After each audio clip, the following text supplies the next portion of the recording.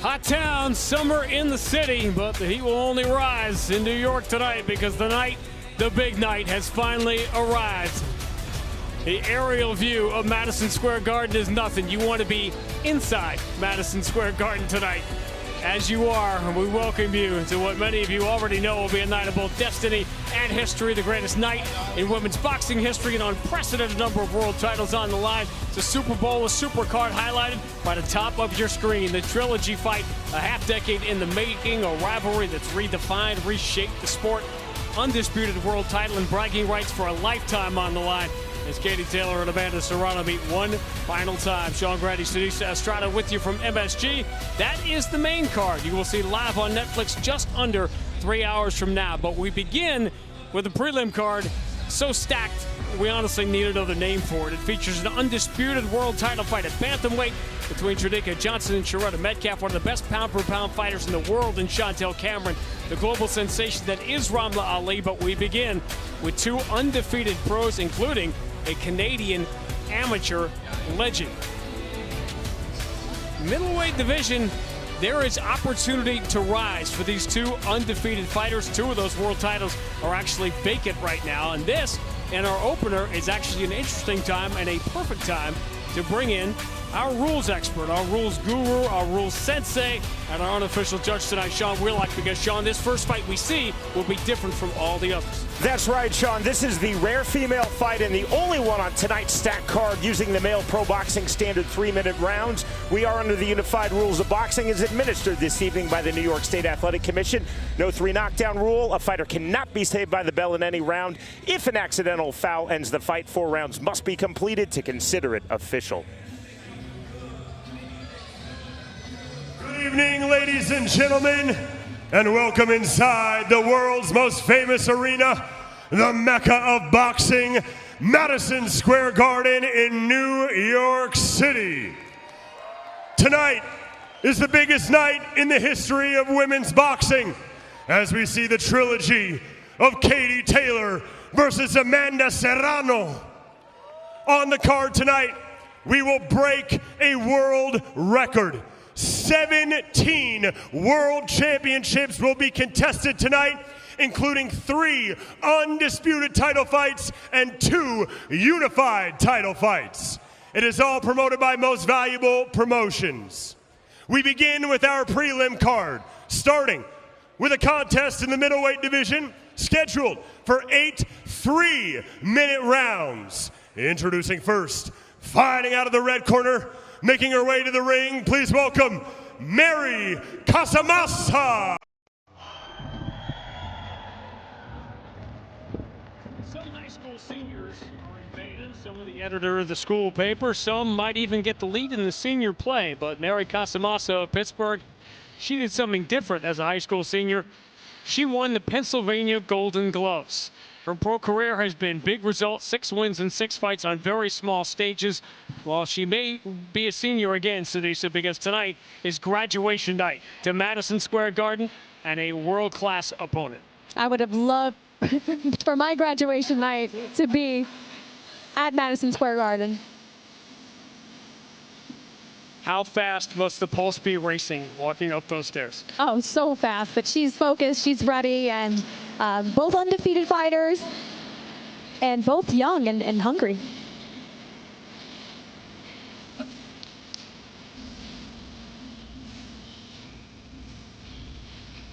And her opponent, fighting out of the blue corner, making her way to the ring, please welcome Tamm Tibbo. Oh, Canada. Tonight, we will see many of the top pound-for-pound fighters in the world, elite professionals, the top amateur in the world at middleweight. Well, you can't debate that. That's Alycia of China, won the gold medal in Paris last summer, capping a 14-fight win streak. The last one to beat her, you are looking at her. Tamm Tibbo of Canada was expected to face Sheehan in a rematch. They were co-favorites for the gold, but she was upset in the round of 16. And that loss was pro boxing's gain, as after a year of Olympic disappointment, a win tonight on this stage, that could put her in line immediately for a world title shot. And Shadasia, she has all the tools.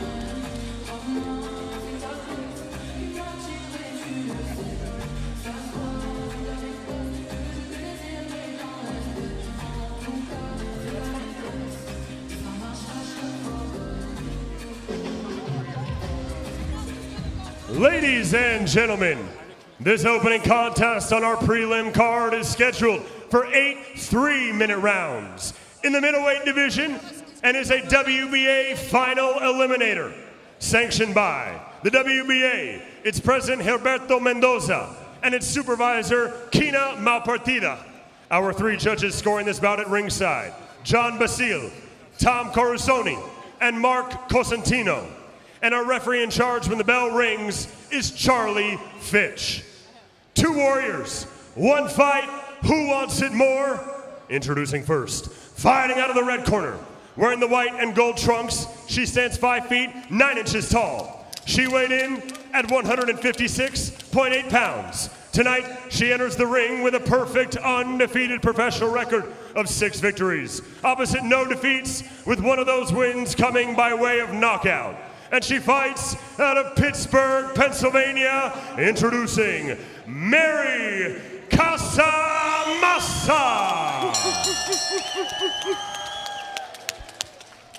And now her opponent, standing across the ring, fighting out of the blue corner, wearing the blue trunks. She stands 5 feet 10 inches tall. She weighed in at 159.6 pounds. She holds an undefeated professional record of 2 victories, opposite no defeats, with one of those wins coming by way of knockout. And she fights out of Shawinigan, Quebec, Canada, introducing the 2-time Olympian, Tamm Tibbo.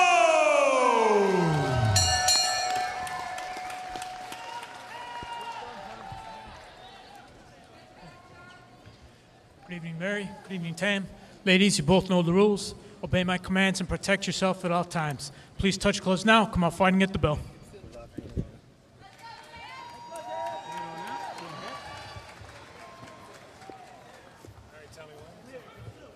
Third professional fight for Tamm Thibeault, but a long and storied amateur career.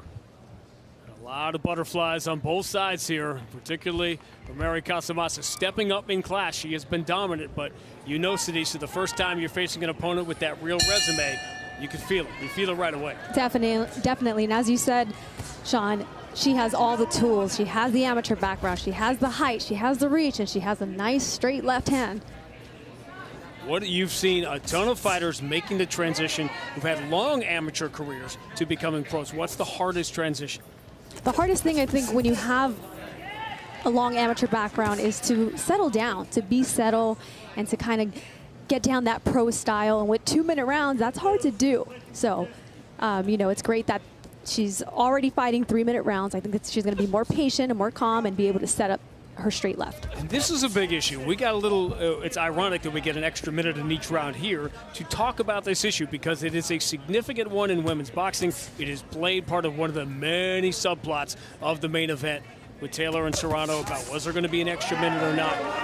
The obvious argument at one point was that why aren't women fighting 3-minute rounds? Because obviously they're capable. We're past the point of having that part of the discussion.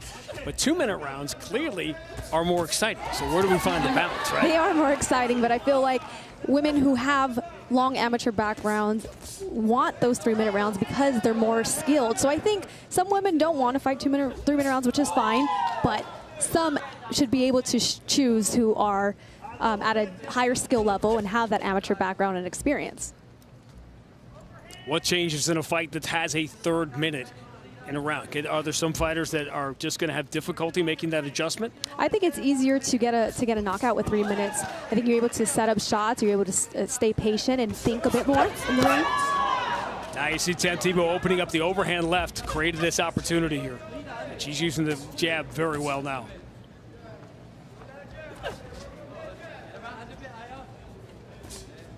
We talked a lot about the early days of women's boxing, right, where you were fighting in front of small crowds and things like that, and that can throw fighters. You know, Tamm Thibeault has had big fights and big stages in the Olympics, so she's not used to fighting very early in the day. Not used to fighting very early in the day, yes, but it's something that, you know, we have to do as women, you know, to make our way to the top. But for her to fight at Madison Square Garden is incredible, and I'm sure she's extremely excited about it and just loves the pressure and the atmosphere of it. Good right jab from Casamassa. She opened up and paid a big price. 3, 4, 5, 6, step here, step to the side. Here, so you're good. And that straight left did it in that final combination. She has very, very nice straight left. It's sharp, it's strong. Somebody smart sitting next to me just said you can get more knockdowns and knockouts in a 3-minute round. Yeah, she seems very calm and like I said, just patient, and she's able to set up that straight left. Which she absolutely did. And a memorable first round at Madison Square Garden.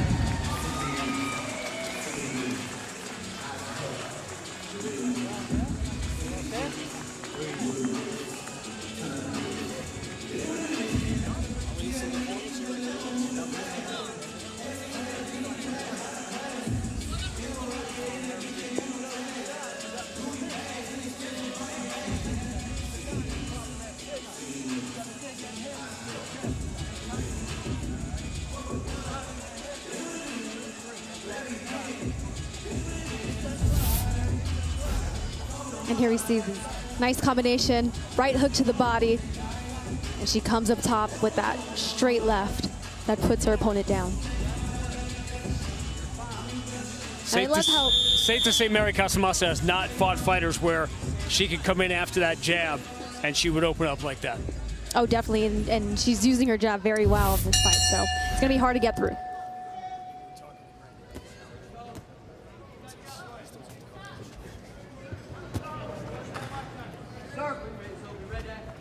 And that body work, that was great body work to open up that straight left to the head.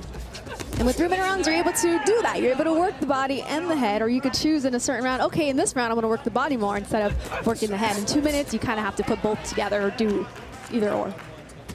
You see Casamassa a little more tentative now, trying to come in behind that jab.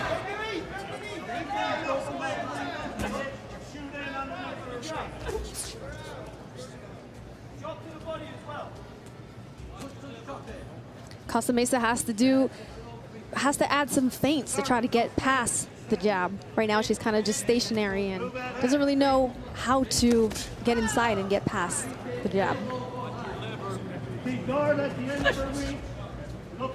This is the step up, right? The step up fight, and all of a sudden you're fighting someone that's doing things you've never seen before. And she's fighting a southpaw, which southpaws aren't really used to fighting southpaws, so it's probably a bit different for her. Now it's a lot more one and done for Mary Casamassa, which has been good enough in her first 6 fights. Stop! No punches. Don't open up the hands when you go in. Get to the body. It's also a great opportunity if you're tuning in this early. Obviously, you're into this from the beginning, but it's a big left and a combination followed with the right. You see, Tibbo is throwing 2 shots at a time, and Casamassa is just much slower. What I was going to say, if you're tuning in this early in the day, one of the fun parts about it is you get to hear things you would not normally hear because the crowd being small. You hear the referees, you hear the corner instructions. Yes, you can hear those straight lefts by Tibbo. You can hear that too.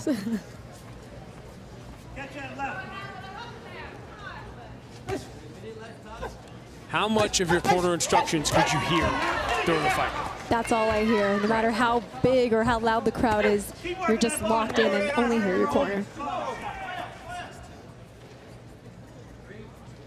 If I could do the same thing with my wife, I'd work out really well.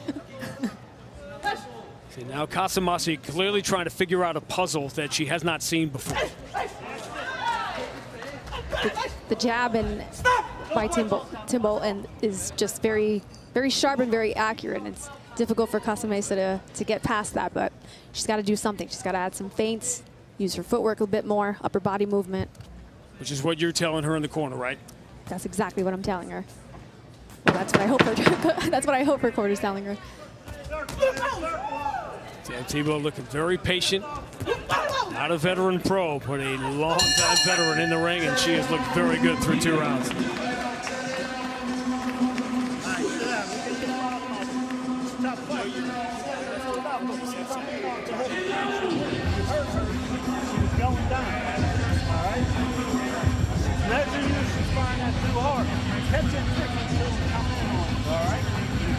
When you get there, you're stopping your confidence and he's going to break it up. He's going to let you work. As long as you're throwing your shit, as long as you're Jack Mook, who is from Pittsburgh, a retired police officer from Pittsburgh. See the black and gold.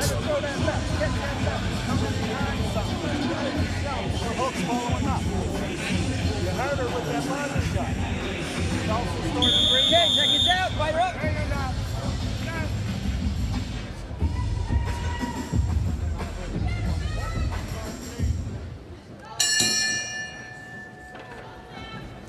All right, how does Casamassa change the momentum? Casamassa has to, as I mentioned, add some feint, some upper body movement to make Thibeault think a bit. You know, she's just very stationary, but that's something that you have to, like you said, at this skill level, you're going to fight. At this level, you're going to fight opponents who are as skilled as Thibeault, and you have to be prepared for that. You have to be able to make these adjustments. You can't just be one-dimensional. Because against a fighter like Thibeault, you have to be able to get past that jab. She has a huge reach advantage. Now, we'll talk about this throughout the course of the evening, but one of the things about the women's game is that there are these elite fighters. You get there very quickly in these divisions. Some of the divisions are deeper than others, but you could very quickly, 6, 7, 8 professional fights in, you could be facing top contenders. And that's what's happening to Casamassa, and she is taking on a little more than she can handle through the first 3 rounds. She has gone to school here. Stop! No punches. And it seems every fighter, and Katie Taylor in the main event, no exception, has had setbacks at the amateur level. It was a colossal disappointment for Tamm Thibeault at the Olympics in Paris. Got to find a way, obviously, to put that behind you, and this is pro boxing's gain that comes from that loss. You know, pro boxing is so different. So if your goal is to turn pro after the Olympics or after amateur boxing, it's all about what you do in the pros. And she's adjusting very well, especially with these 3 minutes. I love it. I would like to see her go back to the body, because that's what opened up the headshot. That straight left was working the body first. Now you at home can hear, or wherever you are on your device, can hear the instructions from the corner, and you see Mary Casamassa responding. Moving left, she had gotten flat-footed, particularly after she caught that first big shot, got knocked down in round 1. Sometimes you got to be reminded to go back to doing what you're supposed to be doing. Overhand left, set up that right. Tried it again, clipped her again. And now Casamassa being a bit more aggressive.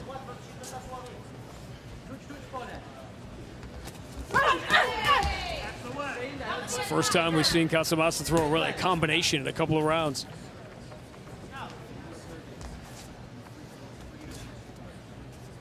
Thibeault's got to keep that jab out there. Even if it's not landing, just touch it. Just leave it out there to create that distance.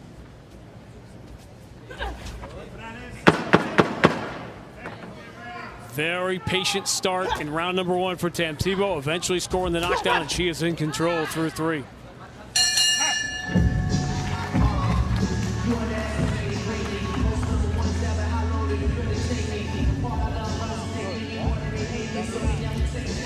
Most of you know what is to come tonight, and obviously so much conversation about Taylor and Serrano 3 that we have waited a half-decade for the 3rd fight in this rivalry, and the build and the build and the build. But tonight, as they say in the UK, this bill is spectacular. Alycia Baumgardner in the co-main event. The return of Savannah Marshall. If you haven't seen Ellie Scotney fight, you are going to want to be on Netflix at 8 o'clock, because that is a show you are not going to want to miss. She is spectacular.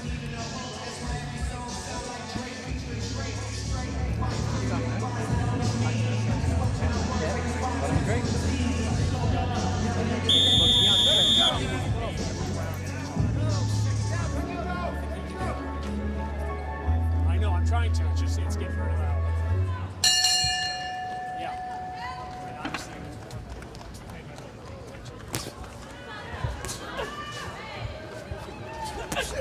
And again, the overhand left this time. Tamm Thibeault looking for it early. Using the jab. There's the jab you wanted to see, setting that up. That jab is going to set up her straight left. Stop! No punches.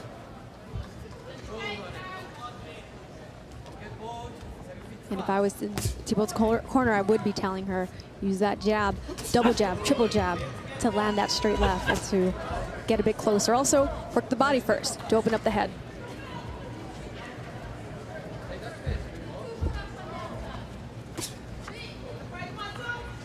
What's the first thing you look for when you're seeing fighters for the first time? The first thing I look for, always automatically, my eyes go to the feet, footwork. Footwork is, that's also defense, believe it or not. It's not just offense, which is something that I learned very early as an 8-year-old. It's the fundamentals, which starts with your feet first. A lot of people think it's your hands, but it's actually fundamentals start with your feet and your hands follow. That seems like something you learn the hard way. It's something that, to me, comes naturally. To a lot of fighters, it doesn't come naturally, but at the same time, you can learn it. It can be taught. All right, teaching somebody how to box is actually easier than teaching somebody how to fight. Why? Because you're born a fighter. You can't make somebody fight. You can't teach somebody how to fight, but you can teach them how to box and move. Well, Mary Casamassa, she has been taking to school. She's trying to learn on the fly here. But Casamassa is a fighter. You can tell. No You can question. see that in her. Might not have the footwork or the skills of Thibeault, but she's a fighter. She's trying her best. She's trying to figure it out. You can see her trying to figure out that overhand left, and the reach advantage continues to be significant.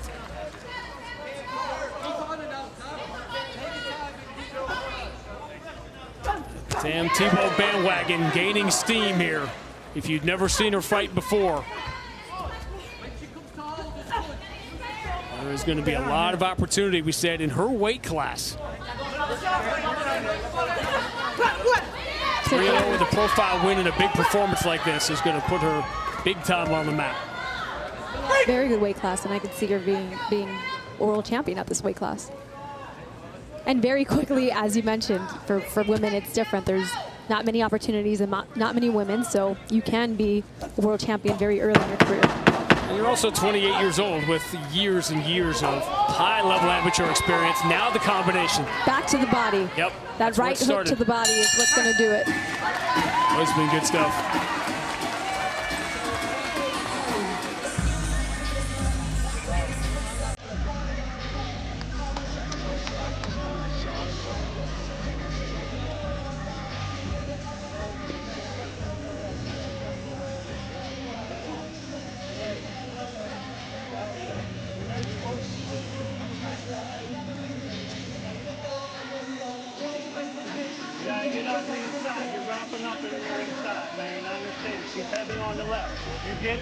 You got to be low and centered and rip to the body and move with her. Your legs are gone, so you got to go strong. She hurts you a bit, all right? Tamm Thibeault has been throwing in combinations all night. And here we see that jab followed by the straight left, powerful straight left from Thibeault. And right there is where she needs to go back to the body, because that's going to open up that knockout shot.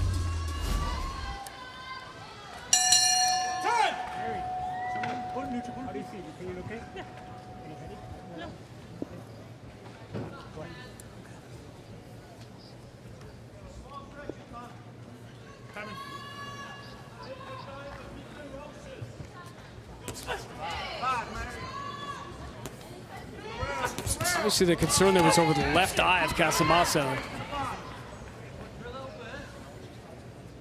Seems fine. Seems like she wants to keep going. I don't think there's an issue. No cut.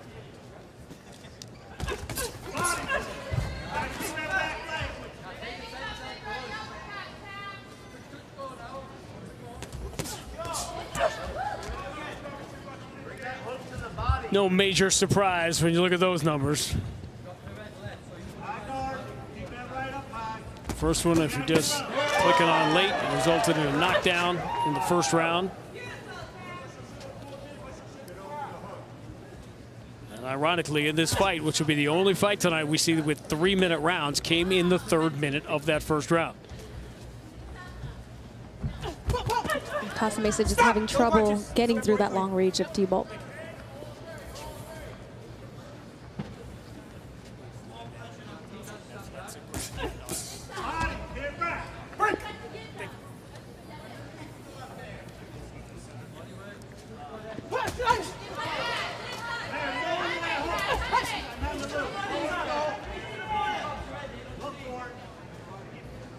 always love when a corner shouts out, "You've got nothing to lose." This fighter in the ring's got something to lose.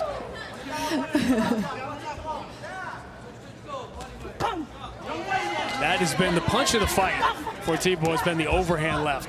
Yeah, the jab has set it up, but she has landed that often, early and often. And with 3-minute rounds, you have time to work the body and focus on that a bit more. So I'd love to see her go back to that. Driving Casamassa backwards, working the body, swinging for that big left hook. And that body shot is what Casamassa is still feeling. And she takes another one, and we are done in round 5. It started as a mismatch, and Thibeault just poured it on. A gallant performance from Mary Casamassa, but she was outmatched from the start. Great performance and great stoppage. With those 3-minute rounds, she just looked calm, confident, and patient, and just waiting to set that stoppage up. I was just about to mention the performance bonus that Jake Paul and Nikisa Badarian and Laila Ali are going to vote on later tonight. And before I even had a chance, it was almost as if the thought bubble was in Tamm Thibeault's head. Oh, definitely. I'm sure it's in all of their minds, but it's tough with all the pressure of the $250,000 bonus and then the crowd fighting at MSG. There's a lot of pressure, so you have to just stay focused on your game plan, and that's exactly what she did tonight. The true north, strong and free, a proud Canadian, Tamm Thibeault opens the show at Madison Square Garden in style. Here we see the replay of the combination to the head, and that right hook to the body right there is what Casamassa was still feeling, trying to hang on. As Thibeault comes with that left uppercut, followed by another body shot, and that straight left. That did the job. It's a good stoppage by Charlie Fitch. And here's that right hook to the body. See it right there. Casamassa tries to hold on. You're right. Body shots are they're not fun. They're not fun at all. It was the body shot that made her lean forward, and that was almost the first sign of surrender. Yeah, she should be taking a bow. That wasn't a fight, that was a performance.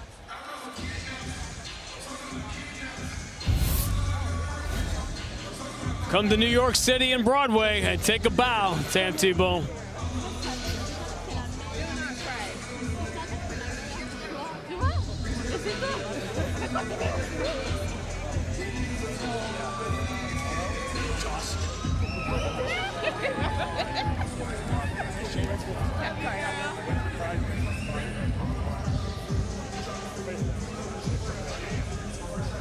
Big Mo will make it official.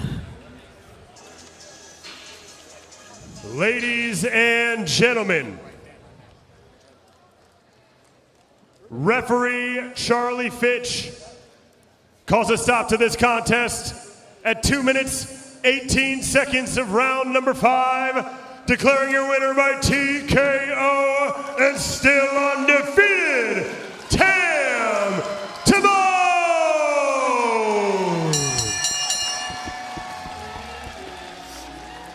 We talked about 3-minute rounds, Sanisa. We got a knockdown in the 3rd minute, and we got a knockout in the 3rd minute. I love to see it, and I'm looking forward to seeing what she does in this division with 3-minute rounds. I hope she continues to fight 3-minute rounds. I would love to see it, and I think this was a great performance, and 3 minutes really showed another dimension to her skill level. Oh, one proud Canadian with an even prouder one, Ariel Helwani.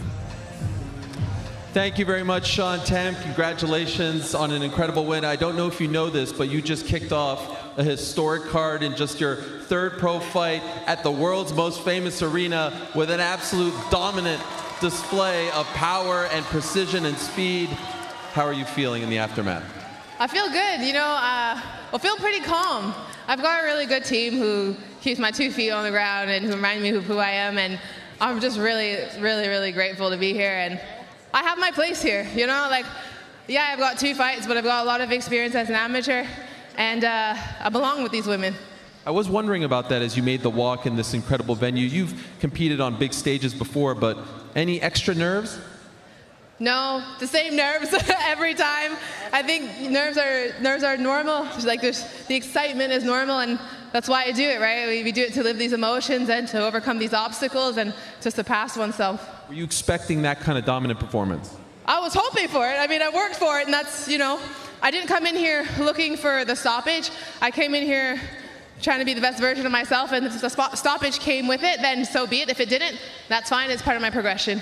And I love the fact that you got the knockdown in the final minute of the first round, in that third minute, once again showing what you could do with that extra minute. Is this what you want to stick with, these 3-minute rounds?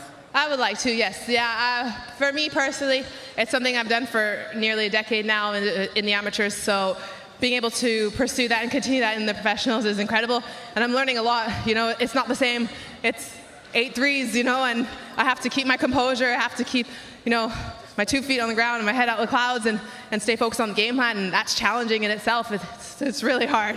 I'll never forget the look on your face the day after Paris, the heartbreak, the despair. If you could tell that person a year ago, almost exactly to the day, what would transpire over the next 365 days, what kind of advice would you give your younger self in France? Keep your head up held high. One performance doesn't define your worth as an athlete or as a person. And you know what? Everybody has a bad day. That's okay. You just get up and shake it off. Ohana is the Hawaiian word for family. What does that represent for you? My family is everything to me. My parents have taught me everything I know about a work ethic and about integrity. And it was my niece's birthday 2 days ago, and I was here getting ready, and I love her more than anything. And so I wanted to honor my family in this fight. And lastly, pour ta famille à Québec, what do you want to say to all the French-speaking fans out there who have come here to New York or perhaps are supporting you and watching you back home? Merci tout le monde. Je sais que j'ai une petite ville dans le fin fond du Québec, mais je suis très fière de représenter le Québec et le Canada. Puis votre sport, écoute, ça vaut tout dans le monde. Là. Je suis hyper reconnaissante pour ça. Félicitations, congratulations. New York, make some noise for the great Tamm, Tibbo. What a night. Ariel is already off to wearing his Knicks colors at Madison Square Garden and seeing his fellow Canadian score a very impressive victory. Says you're not defined by your lowest moments, and you're not defined by your highest, but that's a heck of a start. That's a great MVP start. and Jake Paul for Tamm Thibeault. Such a great start, and no matter how her amateur career ended, you know, she's just so happy to be here tonight and so happy that there was so much more in store for her, like signing with MVP and being on this amazing card in Madison Square Garden.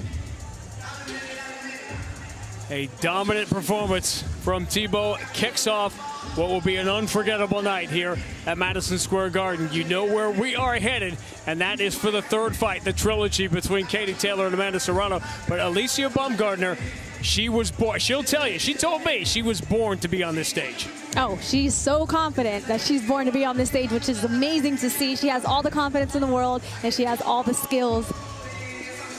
But before we get to the main card, we have what would be main events on most other nights, including Chantelle Cameron, one of the best pound-for-pound fighters in the world, and the Undisputed Bantamweight Championship, Dina Thorsen vacating her share of the world titles to have a child, and as a result, single mother of 2, Shurretta Metcalf, could be all alone at 118 by night's end. But one question stands above all others tonight. Who will be the undisputed at super lightweight when this night and the Katie Taylor-Amanda Serrano trilogy reaches its dramatic conclusion?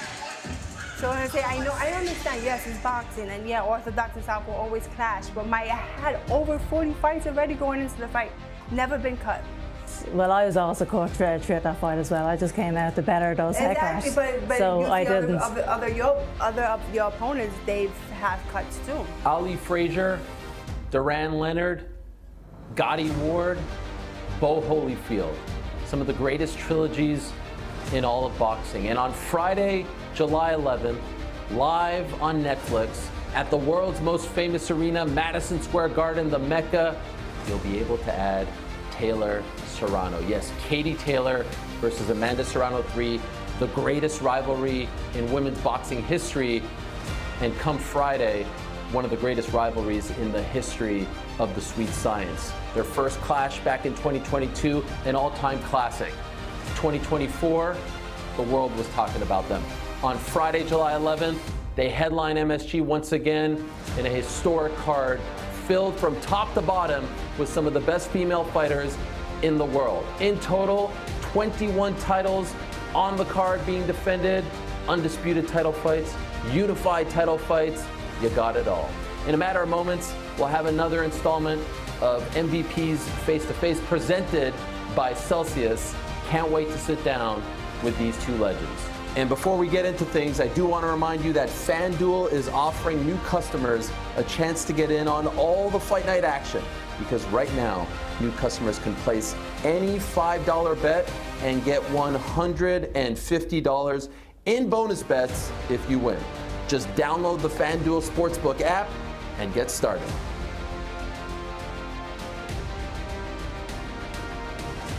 Katie, yes. Amanda, good to see you guys. I'm sitting here in this subway cart with the two of you, two legends, and I can't help but think of how far this rivalry, the two of you have come. Our first time doing this was back in April of 2022 in an empty hotel conference room. I don't know if you remember. You guys were headlining MSG, but everything has come a long way. If they could only see what's going on behind these cameras, just speaks to how big everything is. And obviously the platform and the trilogy is so gigantic and so special. I'll start with you, Katie.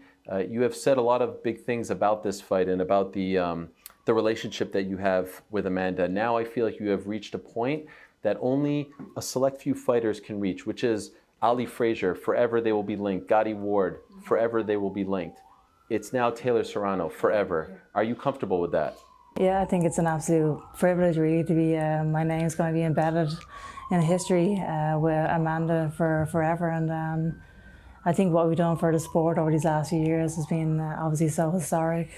The first time we fought in MSG a few years ago, I didn't think that it could get any bigger than that. But here we are, he just keeps getting bigger and bigger and bigger. A trilogy fight that everyone just can't wait for. And we're headlining an all-female card this time, another history-making moment. I don't think anybody would have believed that this could have been possible a few years ago. And so, yeah, I think it's pretty cool that we both get to share these moments together. Do you share that sentiment, Amanda? 100%. It's an honor. She's a great champion, great fighter. She's helped female boxing from the amateurs to the professional. And it's just an honor to share 10, 20 rounds with her and another 10 or less rounds. And I'm excited. I'm excited to showcase women's boxing at its finest, having an all-female card, and I'm excited. A lot has changed, obviously, in 3 years. And I would say, dare I say, the dynamic of your relationship has changed a little bit as well. Everyone talks about that press conference in April where it felt we got a different side of you. And I went back and listened to it, and I felt like the turning point was when she talked about the rounds, and in particular the minutes per round, where you essentially said, you don't get to dictate. You know, you're down 2-0, I'm the champ. You don't get to say how many rounds we're fighting for and for how many minutes. It seemed to have irked you. Is that a fair assessment? I wouldn't say it irked me. I think there's a time to stay silent and there's a time to speak up. And I'm well able to speak when I want to speak. And I was actually going to stay silent during that time, but you asked me to respond, and so I might as well respond to what was being said. But I feel like that I am the champion, obviously. I've fought her 2 times now. I've beaten her twice before, and I am in the driving seat here. I don't need this fight. I feel like she does, and she's definitely not in a position to dictate, and that's how I feel. I've given up so many champion privileges for this fight. I think... like what? She wanted to be announced second in the ring. That's fine as well. She wanted to be announced to the press conference second. I don't even know why that's in the contract, but little stuff like that. I've given up so many of my privileges for this fight. So I think this is just business done properly when she's not going to get everything her own way, basically. What is your response to that, Amanda? I mean, if she's so-called dictate the fight, she should have not shook my hand and said, we'll do it. But listen, she decided not to do it, and it is what it is. You know, I believe that I won both fights. I feel like I went to her. I went up 3 divisions to fight for her belts, for her title, and followed her rules and did everything for 2 fights. I felt like my team, MVP, is throwing this show. Can I at least have something? Can I get something out of it? But I mean.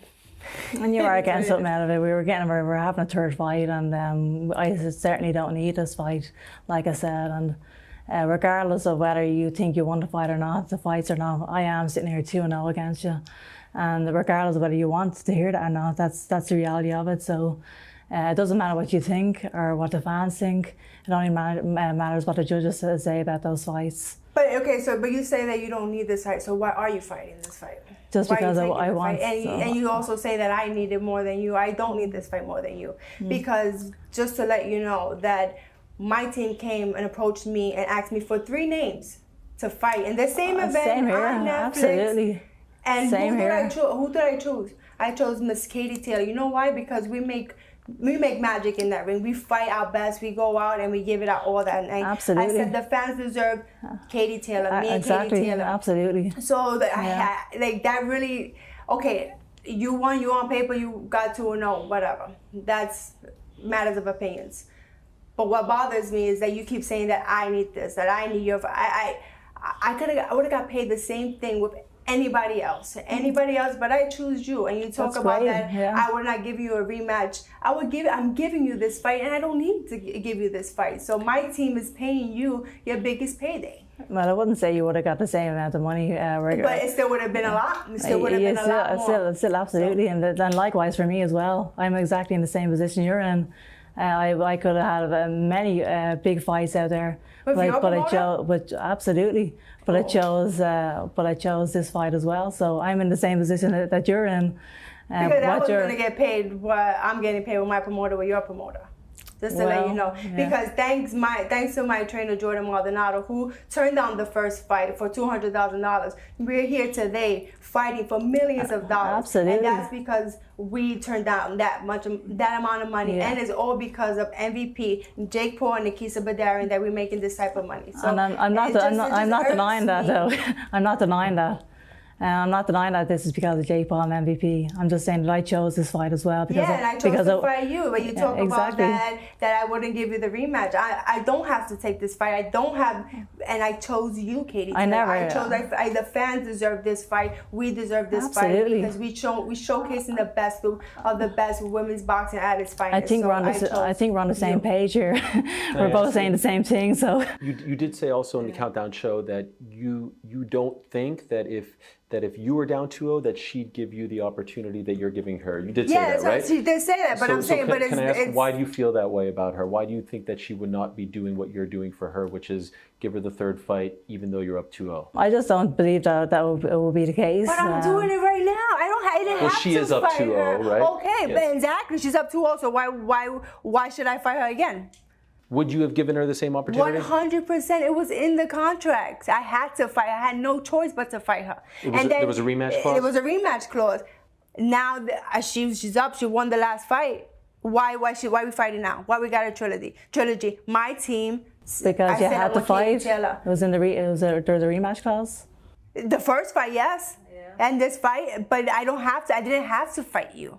I could have fought anybody else for a good amount of money, but I chose you. And I'm saying the same, by the way, Amanda.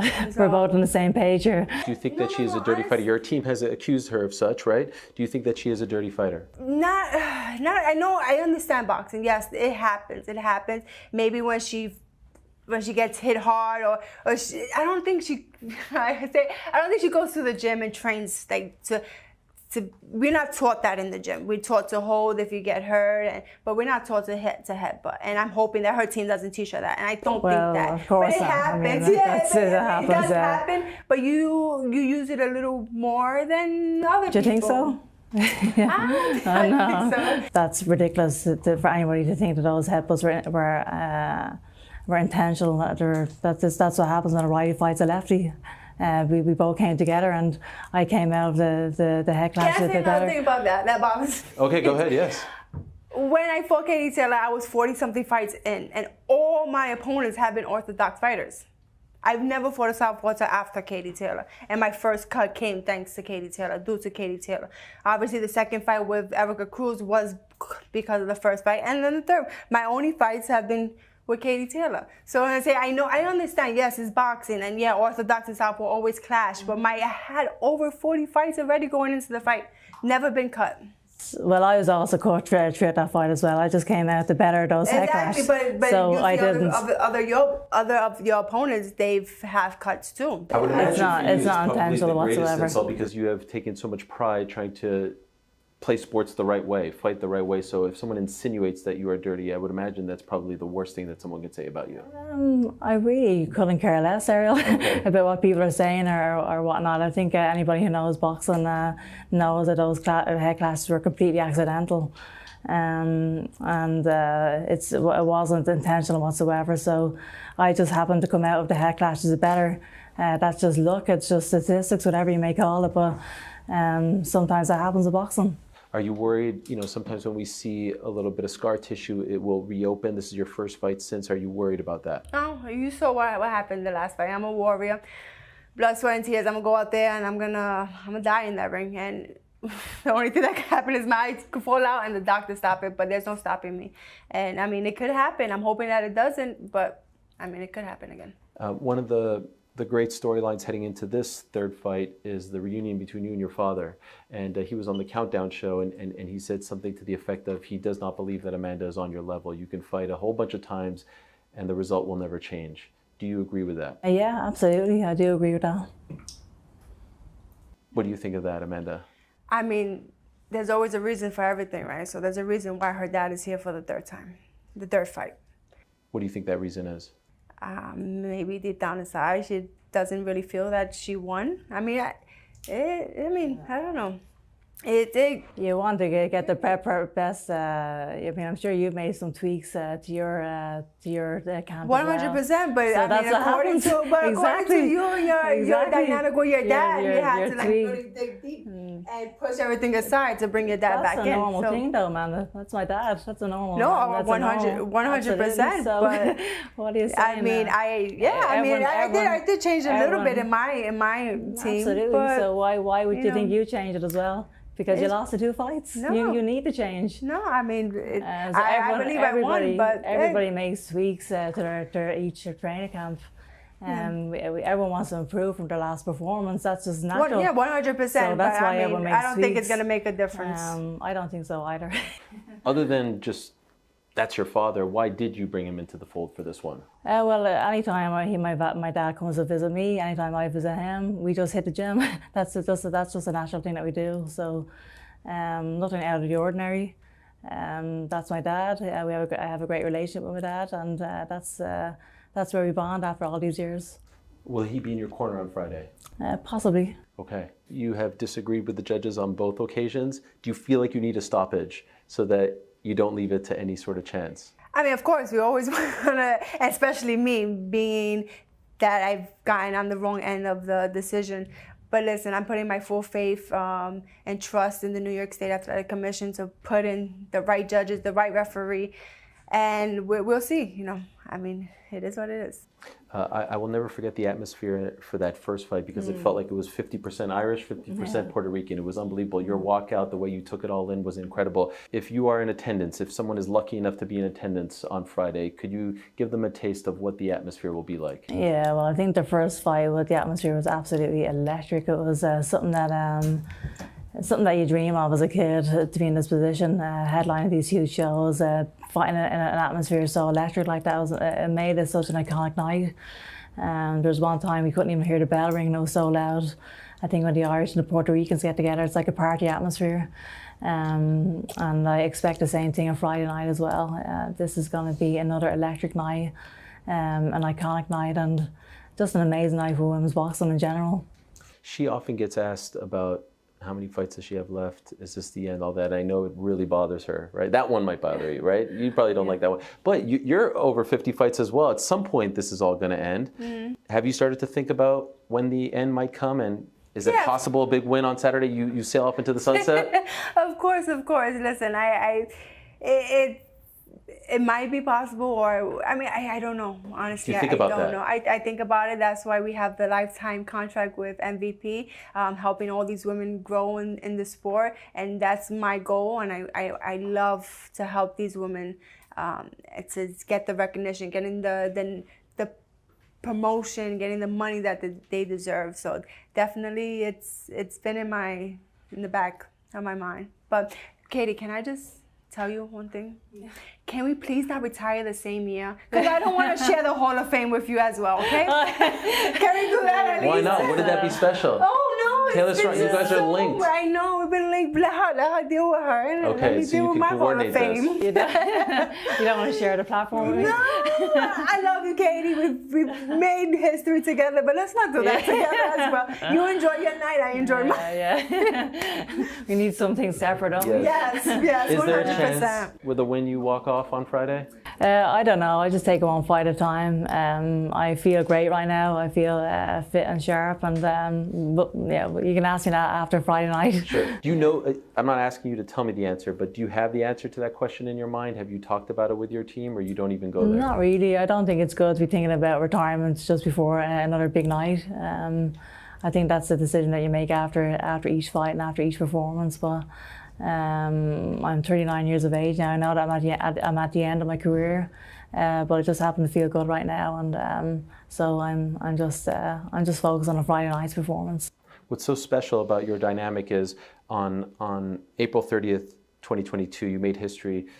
First time two females headlined MSG, right? That was great in its own right, and the fight delivered. Then you stole the show in November of 2024. You, with all due respect to Jake and Mike, you guys stole the show. Now you are the show, and you're bringing a whole bunch of friends with you, the whole card. and that to me is legacy, right? And so for you being a part of MVP and seeing the women that they've signed as of late and the commitment to women's boxing, what has this all meant to you?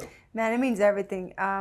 You know, Nikisa Badari and Jake Paul, MVP, that's MVP. They wanted to sign me. They put me on their show. I showcase good skills, and I can sell, and I can do a lot. So I motivated them and to sign more girls. And now we're at an age where, a time where female boxing is growing, and it's great. We have great champions coming from the amateurs, Olympians, and I am super proud to be a female boxer, super proud to see all these great talent coming into the sport, and to have a handful of these beautiful ladies coming out to showcase their skills on Netflix at MSG can be the proudest moment in my career. That's what makes me happy. That's what fulfills my legacy. You know, I really don't care too much about what I've done as a fighter, but what I can help do for other women, that's my happiest moment, and I'm super proud. Respect. It's very hot in here. So I'm just going to have a bit of a drink right here. Yes. And wouldn't you know it, time now for the Celsius Essential question. If I could open this, I'm sweating so much, I can't even open the damn thing. Oh, here it is. It's so refreshing. Wow, we're all going to drink. And this is the Celsius Essential question. It's all very natural. Shout out. Thank you. Cheers to you, Katie. Wow, cheers. Cheers, Amanda. See, look, we're all friends. This is great. How do you win on Friday? What's the official prediction, the official Katie Taylor prediction? Well, I plan on going 3-0 on Friday night, and that's all I'm going to say, 3-0. Do you feel like you need a stoppage to quiet everything? And I know you're going to tell me you don't care about what anyone says, but it does feel nice when you can shut people up, right, from time to time? Yeah, I mean, it's obviously nice to get a stoppage, but regardless of how the fight is won, I'm very confident of stepping into the ring on July 11th and coming out with another victory. Your official prediction, Amanda? Well, officially a win on paper. Listen, 2 is better than 1, Katie. So I'll walk away with that one. But it's gonna be a great night for the fans. We're gonna put our all out there like always. I think this is the last chapter for me and Katie, going out there, giving everything I have to go out there and become victorious. My hand raised on paper, 10 rounds or less. Pacquiao and Marquez fought 4 times. If you win, are we doing this a 4th time? I don't know. No? You're done? You're tired of each other? Okay. I'm like, ever since even before we fought the first time, I was like, I am so done with Katie Taylor. We've always been attached from the very beginning when she turned pro. When she turned pro, I was already multiple division world champion, and it was always, oh, Katie, Katie, Katie. But that's what I'm saying. Thanks to Katie, a lot of people were recognizing women boxing, and they were always, oh, would you fight Katie? Would you fight Katie? At that time, I wasn't in her weight division. Well, I'm still not in her weight division. But we were always being compared and asked. And then, like, now it's like a never-ending story between both of us. Well, it is a great privilege, honestly, a true honor to be sitting next to you two and to watch each and every one of the fights, and I cannot wait for Friday night live at the Mecca, the world's most famous arena where it all started a little over 3 years ago. One last time, you heard it here. We're not doing it for a fourth time. This is it. One night only, the final dance. Katie Taylor, Amanda Serrano 3. Thank you so much. Thank you so much, and good luck to you both. Thank you. Thanks. And that night has arrived, and if you watch the first two fights, you know they fought most of those. They could have fought in a subway car. They were in so close for much of the 20 rounds that they have fought. We are closing in on Katie Taylor and Amanda Serrano 3. In the meantime, we head to Super Bantamweight, three-time national champion in a country that is soccer crazy, that is MMA crazy, but you can't ask for a bigger opportunity to kickstart boxing in Brazil in a stage like this. Deshaun Wheelock with the rules. We are under the unified rules of boxing. This bout and the remainder of the bouts tonight will use the female pro boxing standard 2-minute rounds.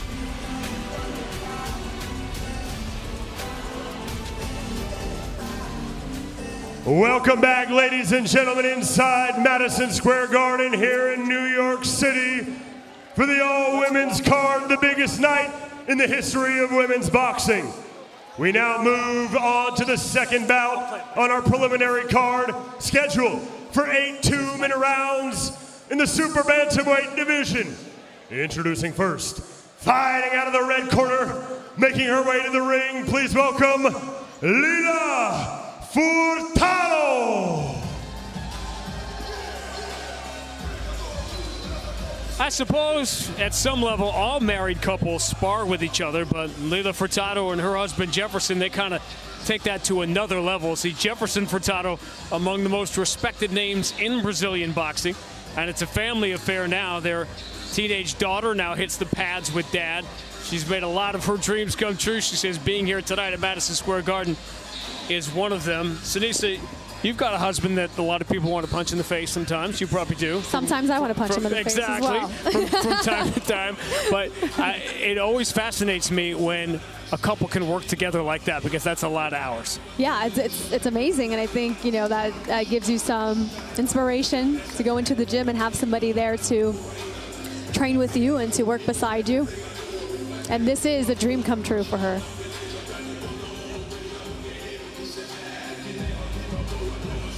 And her opponent, fighting out of the blue corner, please welcome to the ring, Ramla Ali.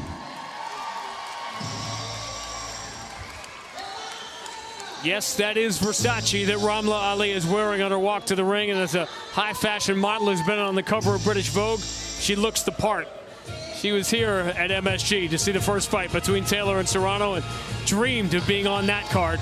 But Ramla Ali has made a lot of impossible things happen. At age 3, when her older brother was killed by mortar shells flying through the streets of civil war-torn Somalia, that was enough for her parents to risk it all, a harrowing journey that eventually brought them to the UK. And if that sounds like a movie, don't worry, there's already a biopic in production.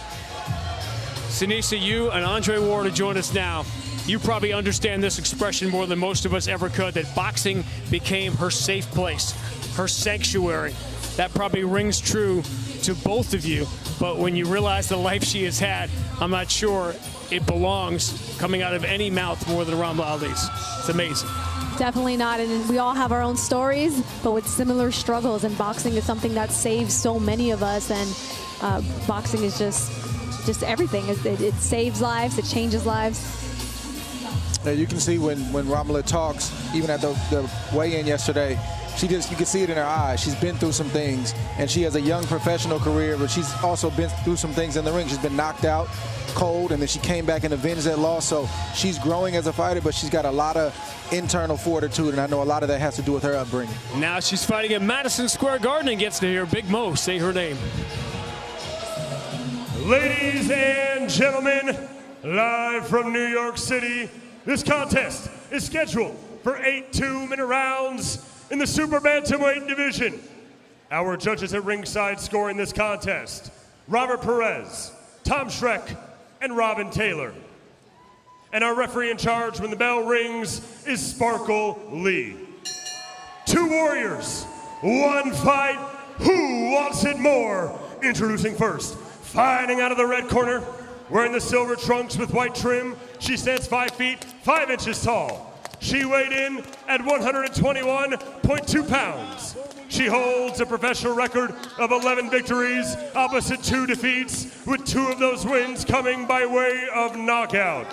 And she fights out of Guarulhos, Sao Paulo, Brazil, introducing the 3-time Brazilian champion, Lila Furtado.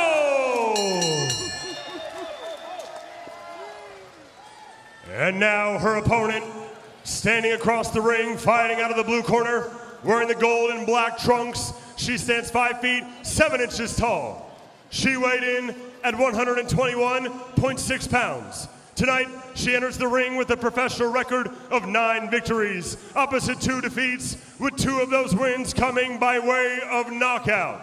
And she fights out of London, England, by way of Mogadishu, Somalia, introducing the 2020 Olympian, ladies and gentlemen, Ramla Ali.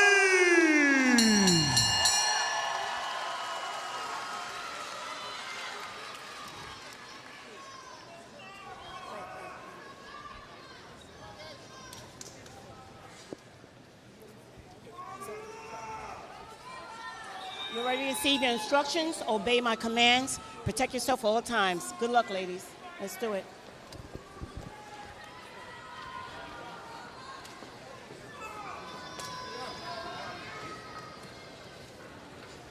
A dream come true for Ramla Ali. She has talked extensively about it this week, how she wanted to be on that first card. Who knew if you get a second chance, but she has in her life in so many different ways. So what an opportunity for Lila Furtado here tonight against Ramla Ali. Round 1.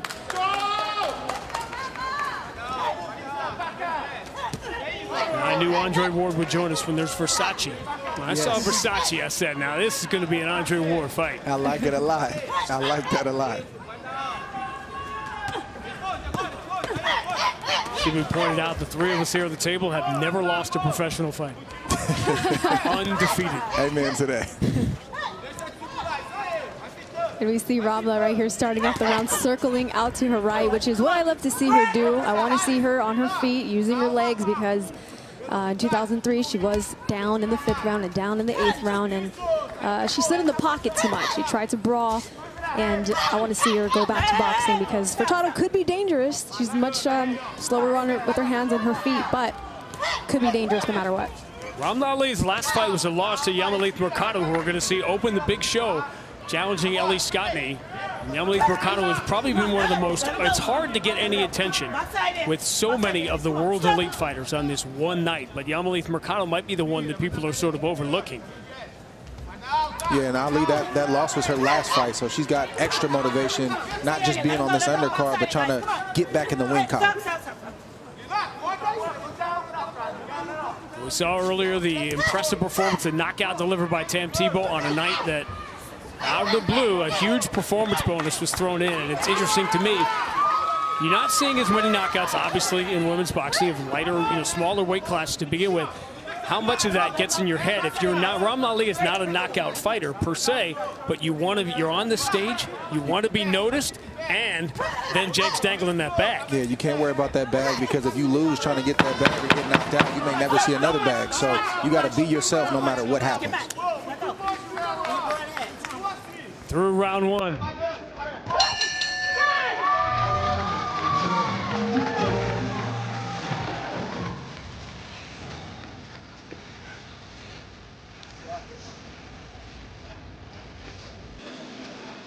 Okay? Shoulders facing. Take a bit of a smarter step back, yeah? Bring on to the shot more. Good, try and crowd you out, yeah? Try and keep it straight, really straight. Thrusting back up and skip, yeah? I'm asking if you're all right? Stop inhale, yeah? Thank you. Use your feet a bit as well, yeah? Keep the angle. Let's get the both work round, yeah? Move them up and over on the outside, yeah? Water. Got it. Sit up and around up with those bellies. Get your head up. Roll that center, yeah?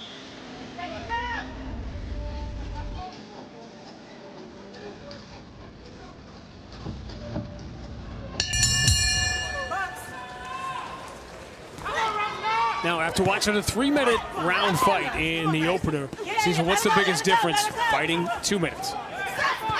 Biggest difference is that you have to go out there and kind of rush things. You feel like you have to rush things. So fighting 3-minute rounds just gives you that that patience. You can just have patience and take your time. You know, sometimes when you experience a loss, or every time, a loss or a knockout. How would you know? It's either going. How would you know? Very young, and I never wanted to taste that feeling again. So and that's what drove the winning streak. Yeah, but when that happens, you know, you're either going to get better or you're going to get worse. And I see Ali's defense a lot better. Good shot right there. And that stunned Furtado, not being called a knockdown. Might have should have been, because I think the glove I think so too. By the way, there is instant replay in New York. We'll talk about some of the variations of the rules as we move along tonight. And it was that straight right hand. Her trainer told her to keep those straight 1-2s because she has the 2-inch height advantage. So those straight punches are going to eventually get through and work. Furtado doing the right thing, staying away, not trying to engage, so she gets herself together, even though she just got hit with another right hand right there. She did. Strong combination from Ali. The volume from Furtado's corner has gotten a lot louder. As it should be.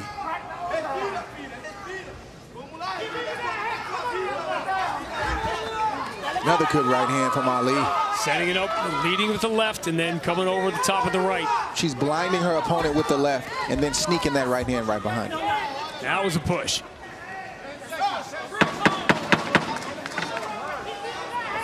This will be interesting to see if that should have been a knockdown early here in round 2.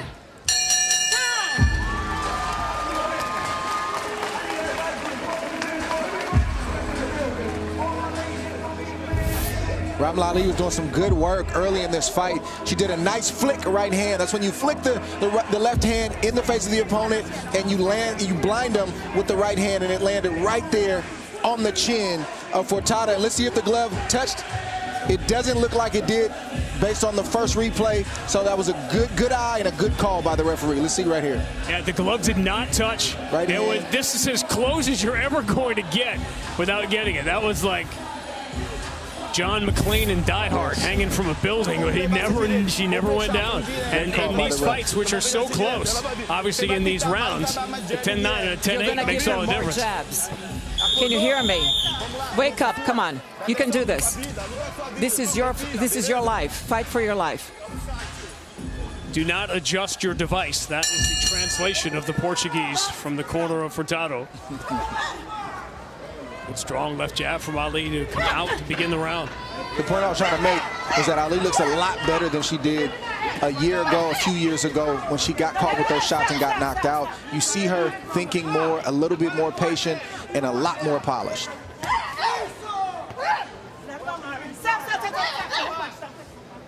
Her family not only had to fight for survival when they moved to the UK, but she had to fight to be allowed to box.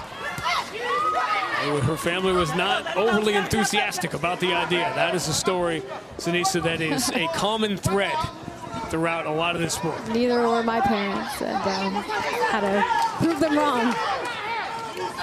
It's like that knockdown woke Furtado up. She is alive and well, and she's punching. And right now, she's getting the better of these exchanges with Ali. That's definitely where Furtado is best, is fighting on the inside and just moving forward. She did a good job, as Andre said, moving away when she was hurt. But she's going to continue to do what she does best, and that's go forward and put pressure. Presence of mind of Furtado to be able to get her balance back and not put the glove down. Who knows? 15 minutes from now, we may be talking about that as a difference in this fight.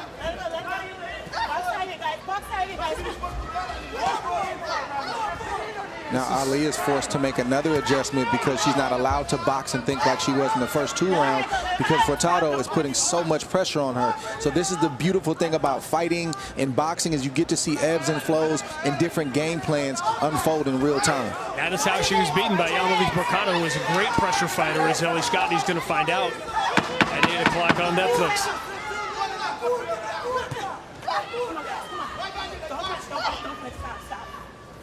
Good bounce back round for Furtado.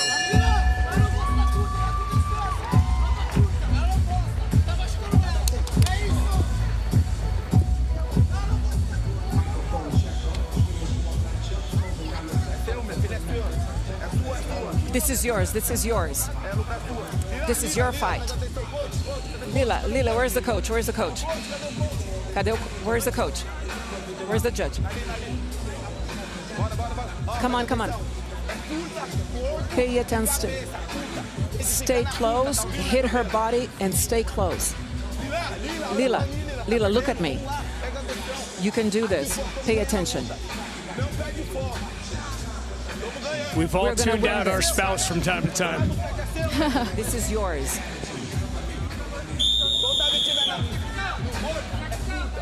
Stay close, stay close. Saw the blood trickling from the nose of Furtado.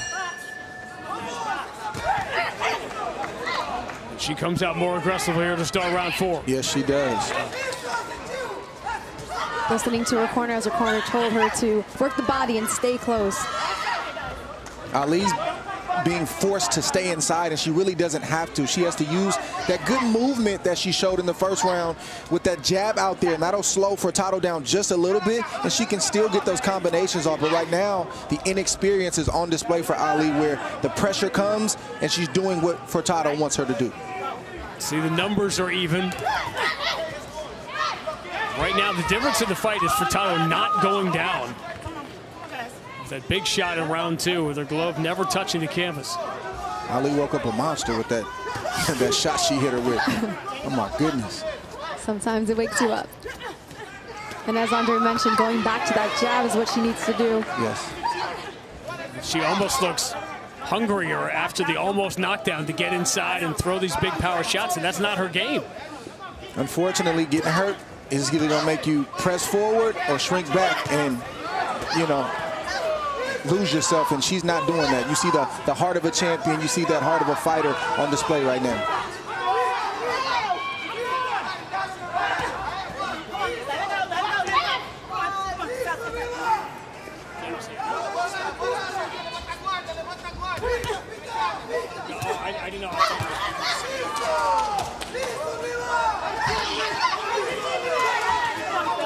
And for some fighters, sometimes it's hard to go back to boxing and using your jab. Yes. And she's falling into what Furtado wants her to do. She's got to go back to that jab. Yeah, she has drawn her into a telephone booth fight.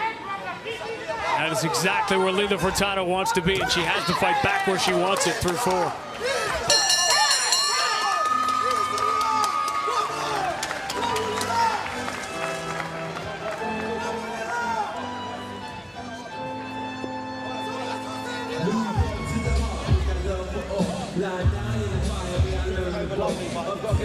Run the body after, yeah? Over the top, double run the body, yeah? 2 run the body and do it, okay? Yeah?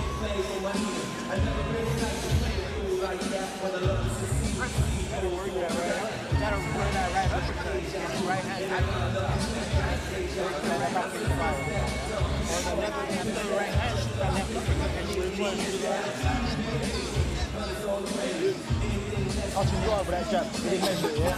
Touching, bang it, yeah?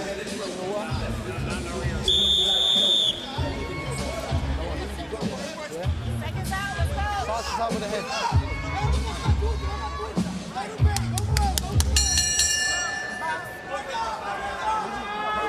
All right, keep an eye on the distance here. See if Ramla can regain that comfortable distance she had in the second round.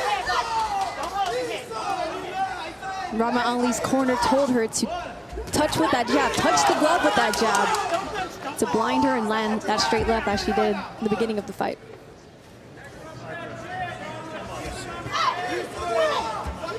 The unofficial scorecard of Sean Wheelock, as like most of us see it here, 3-1 Furtado. Good 1-2 from Ali. Didn't really land, but it kept Furtado back by just a second. Gave her a little bit of breathing room. She controlled the distance, at least for 10, 15 seconds.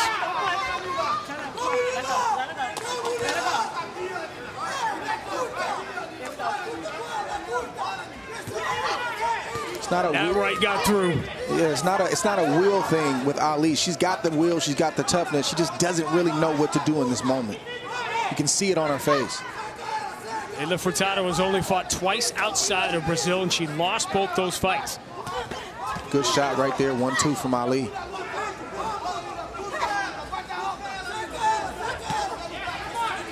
Again, the distance. Ali, you see her try to control it. Sticking that left hand out. When the fight is that close, it's been all Furtado.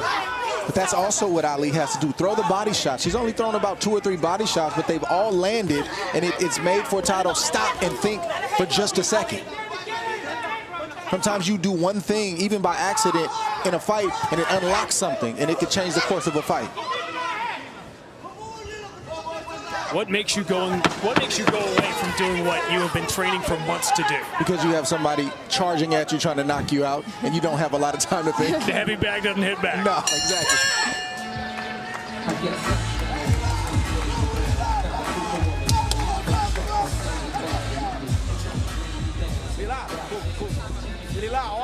Lila, great.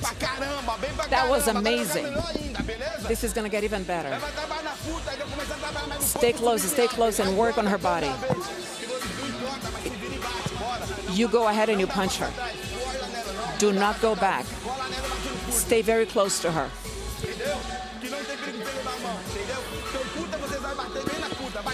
If you're close to her, you can really.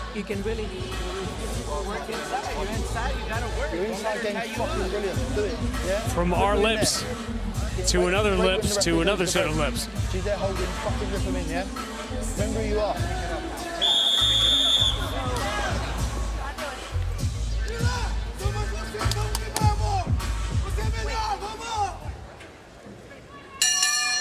Time. Go this way. Go over here. Hold on. Come on, clean this up real quick. Come on. Let's do it. Come on, quickly. Thank you. If there's one thing boxing is known for, it's tidiness.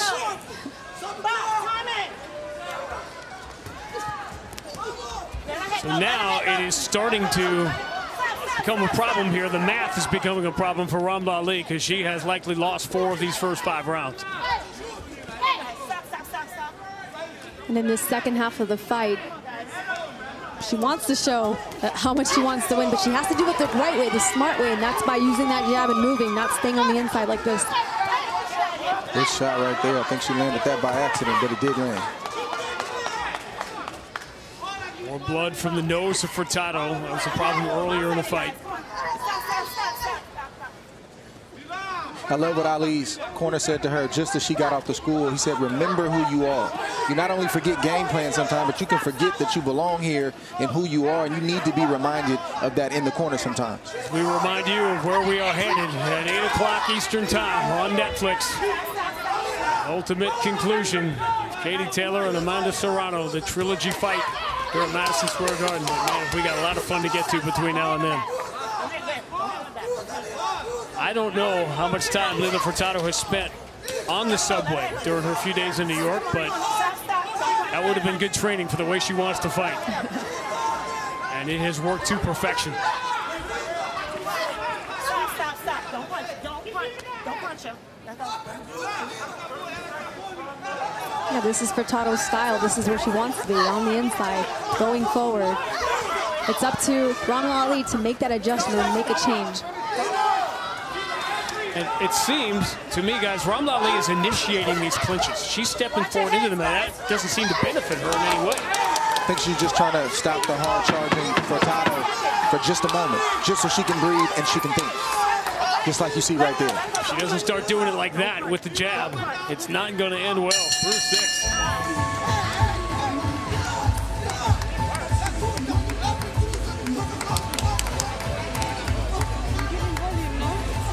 Yeah? At times you want to take a step back and bring it up, rip it up, yeah? She's there to fucking eat that shot all day, yeah? Okay?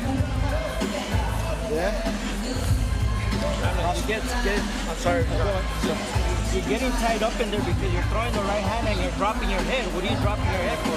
Stay nice and stay low, but stay high with the right hand. That way you're able to counter after that. Don't let her tie you up in the inside.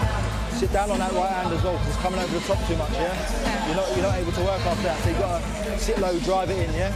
Drive it into her chest now, then you can rip it up to the stomach, yeah? You gotta fight your fight, don't fight her fight. You're not scoring points, neither one of y'all hold it. You gotta pick it up. You gotta pick it up.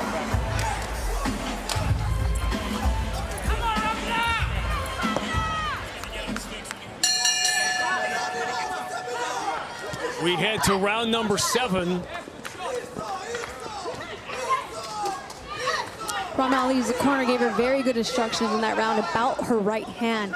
Instead of throwing it and whipping it right back, she's throwing it and falling in, which is causing her to be able to get tied up with Furtado. Sean Willock, you see it pretty much the way we do. I do indeed, Sean. 59-55, 5 rounds to 1, Lila Furtado. It was a strong round number 2 for Ramla Ali. She nearly had the knockdown, but you see it's the smothering pressure of Furtado that I believe is winning her this fight. We thought, if you're just joining us in the middle of this fight, a great job by Lila Furtado to not get knocked down. The glove never touched the canvas, so we thought at the time if that had been a 10-9, 10-8 round, it could have made all the difference, but Furtado has dominated ever since. Yes, little things go a long way. Furtado made one adjustment. She said, I'm not going to stand here and be on the end of your right hand ever again in this fight, and she has it, and it's changed the course of this fight.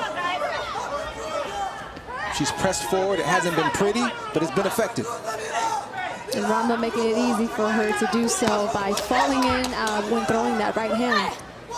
That's what I was saying before about falling into these, exactly what she's doing, when she's the one who needs the separation and now has to land. And that's one thing that's the most difficult to stay disciplined about, because I've faced a lot of fighters who are very aggressive and fight just like Furtado, but you have to stay sharp. Your punches have to be sharp. You have to bring them right back and not fall in.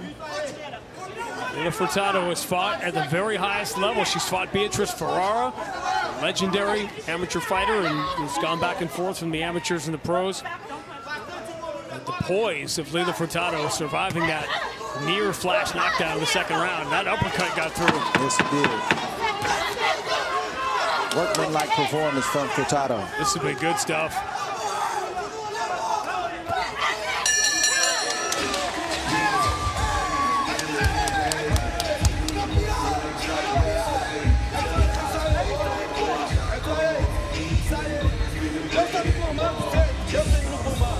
You are winning this. Lila, this is the last round. Volume de golpe. You just keep punching qual que é o her. volume de golpe, né? Metralhadora. Sabe como é que é? Fechadinha, Look up like a machine gun. Embaixo, 5, 6 golpes. Up and down. Beleza? 5 or 6 punches. Bonitinha. And keep your hands closed. Protect your face. Breathe. You're doing amazing.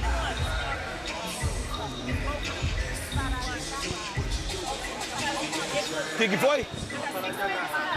Can't argue with any of that in any language. This is the final round.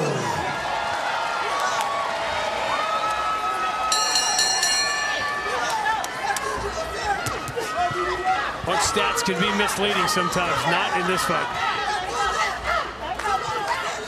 Furtado has thrown over 100 more punches. As her corner just told her to throw like a machine gun, and that's exactly what she's coming out doing. 6-1 through 7. Ramla Ali, not a finisher, not a knockout fighter in her 9-2 start. Now needs something big here in the final 85 seconds. But even though Ali hasn't found the answer that she's needed to turn the course of this fight, that wasn't a knockdown. Referee will make her wipe her gloves, just make sure there's no dust or anything to get in the eye of Ali.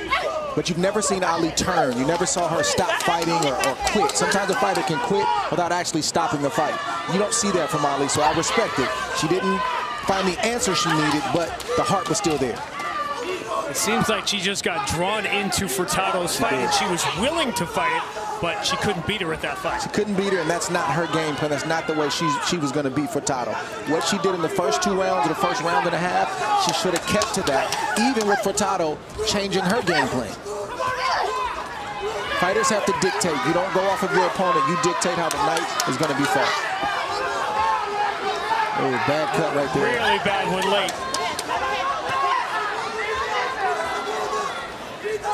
And Ramla showing massive heart. And as I mentioned, it's easier to teach somebody how to box than to teach them how to fight. And you do not have to teach Ramla how to fight, because she has that heart and that dog in her.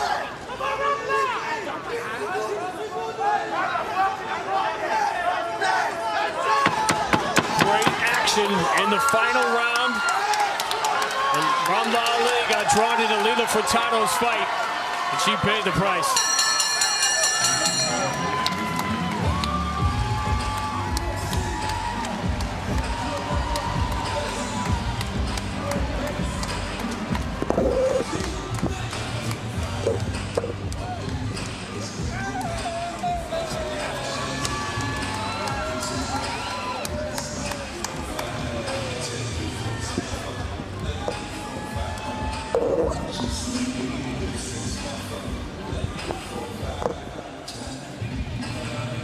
already had 2 fun fights to watch as we head for a fight that could define women's boxing in the decade.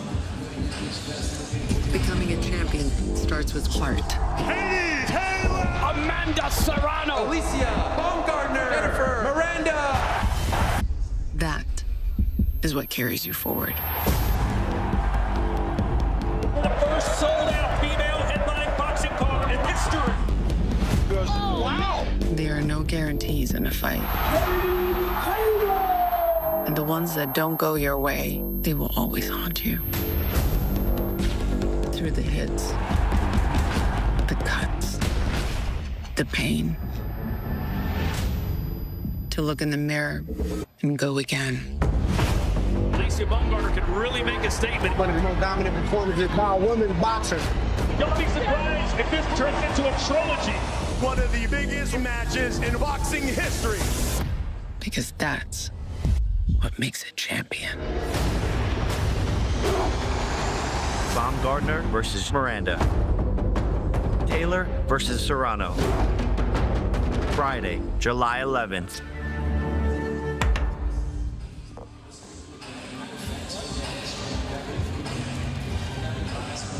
What we believe will be the biggest win of Lila Furtado's career and her first outside of Brazil. These are the moments that change a country's passion for a sport. So soccer crazy, so MMA crazy in Brazil. Somewhere there were little girls watching this fight saying, I can do that too. And truly, it was not, Andre, the smartest fight that Ramla Ali could have fought, but man, did she fight hard. A lot of heart, like she's always shown throughout her short career. You appreciate that. But her and her team got to go back if she's going to continue her career, and they got to figure this out, because that was a small adjustment she could have made. It wasn't anything astronomical, and you got to figure out why wasn't she able to make that adjustment and stay ahead in this fight like she started.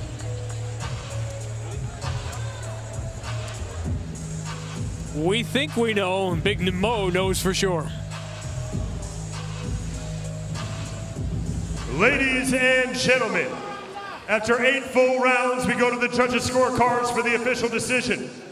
Judges Robert Perez and Robert Taylor see the contest 77-75, while Judge Tom Schreck sees it 78-74, declaring your winner by unanimous decision, Ramla Ali! I'll say it first. That is shocking. Yeah. All respect to Ramla Ali. She didn't win that fight. Furtado earned that victory. I'm not sure what the judges were looking at from the second round on. I think Furtado definitely earned that victory. She pushed through, she fought her style. Ramla Ali fell into that style and fell into that brawl. And I'd like to see Ramla Ali go back and make some adjustments, and it's something that she has to do in the gym. She's got to do it in training. She's got to do it in sparring in order to get it done in the ring next time. Ariel Helwani is with Ramla Ali. Sean, thank you very much. Ramla, congratulations on a hard-fought victory. You just said to me before we went live, that was a tough fight. Was it tougher than you expected it to be? Oh, 100%. I've been out of the ring 13 months now, so my last fight was June of 2024. I, took the massive decision to take some time out because my dad was unwell, and my loudmouth sister that we just spoke about yesterday on the way in, she made me she spoke to me and she said, look, you're doing too much, take some time out, which I did. And as a boxer, you always want to go in straight, you don't take any easy roads. So I knew going into this fight, this was going to be tough. As Mike Tyson said, everybody has a plan until they get hit in the face. I had a game plan. It didn't quite work to plan. She came to win, which was evident. And I'm just glad I got through it. I would like to be transparent with you. I did not think you won the fight from a scorecard perspective, and I think the official scorecard of the broadcast, just being 100% honest, are you surprised by the scorecards? Did you not think as well, for being 100% honest? No, I thought I won. I thought the drop in the second round should have been scored as a knockdown, hence why I took 2 steps back to go to the neutral corner, and it wasn't scored as a knockdown. So I knew from then, like, yeah, it got really messy, but I knew I was edging it because of that knockdown. And yeah, you know what, everybody has their own opinions, and you know, fair play to you for having yours and not shying away from it, but I do believe that I did win the fight, hence why I put my hand up at the end. And certainly not trying to take anything away from you. It was a beautiful battle. And you were coming off a tough battle against Mercado as well. Yeah. What did you learn from that experience that you applied in this fight? So with Mercado, I was on the front foot. We took a different approach to that one. I was on the front foot pushing her back. I do believe I won that fight, but you know, again, everybody has their own opinions. 3 judges scored it against me in Arizona, which is a heavily Mexican state. It was 10,000 Mexican fans, and as loud as my sister is, she can't compete with that. But I learned a lot from that. I regrouped. We had a different game plan to this. Be a bit more on the back foot, try and hold the center of the ring. And like I said, everybody has a game plan until they get hit. That didn't quite work to plan. But yeah, I'm just glad I got through it. I'm glad I stepped back into the ring and was doing something that I loved. Well, enjoy the victory. A hard-fought win for Ramla Ali, everyone. Show her some love. Congratulations on the big win here tonight, Ramla. An amazing story that she has, and she is a pleasure to be around and to watch fight. But Shadasia, that was not right. I just love the way Ramla is just, you know, still so.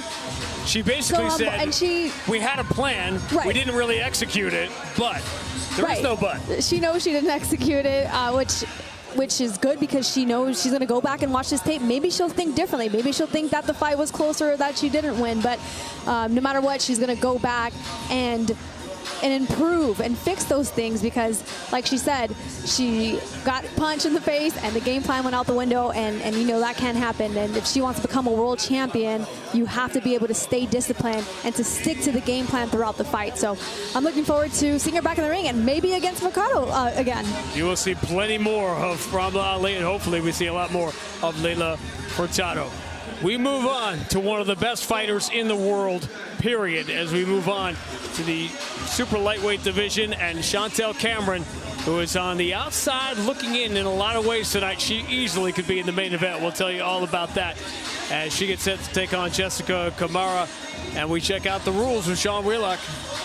Sean, under the unified rules administered by the New York State Athletic Commission, there is no 3 knockdown rule. A fighter cannot be saved by the bell in any round.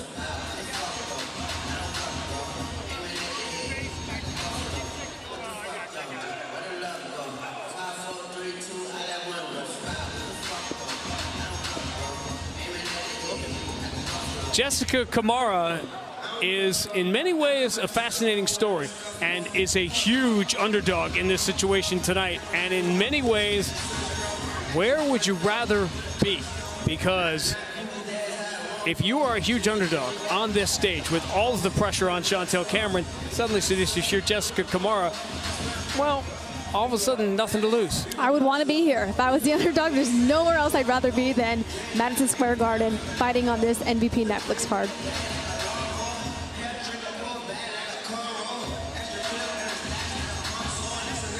And now, ladies and gentlemen, our next bout on the prelims is scheduled for 10 2-minute rounds, and it is for the interim WBC Super Lightweight Championship of the World.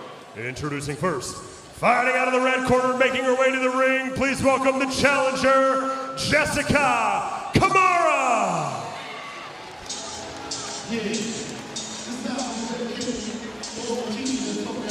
Every couple has an origin story in the combat sports world, especially. It's not unusual for a fighter to meet their future spouse at an event like this or a weigh-in, but in the case of Jessica Camara, that future was her present opponent. She won a 4-round unanimous decision over Erica Hernandez that night and asked Erica's trainer for her number. 2 years later, they were married. Most of us, Shadasia, we get married and spend the rest of our life fighting with our spouse. They figured out a hack. That's awesome. Found love in boxing. How about a movie, Love in Boxing, instead of Love in Basketball?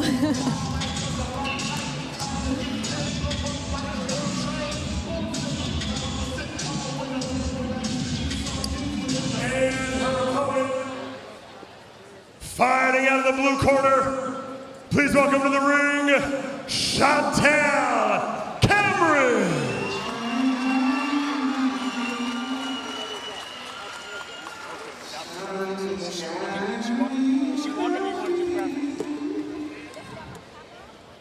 Chantelle Cameron is in an interesting spot tonight. Her win over Katie Taylor, so impressive in so many ways. There was controversy in the rematch, but she's gone through a bunch of things here, Cisa. Changing trainers, she's gone to different camps, different promoters, but now under the MVP banner, she's got her eyes set on that ultimate target. Ultimate target, she's going to be extremely motivated to be back with MVP on this stage.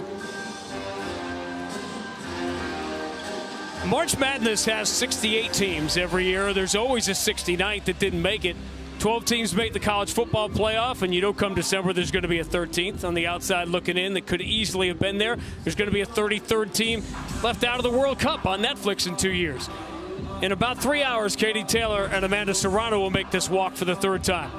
They have dominated the headlines. They have dominated the conversation, but how close was Chantelle Cameron from crashing this generational garden party? Cameron is the one who went into 3 Arena in Dublin, of all places, and became the one in Katie Taylor's 24-1.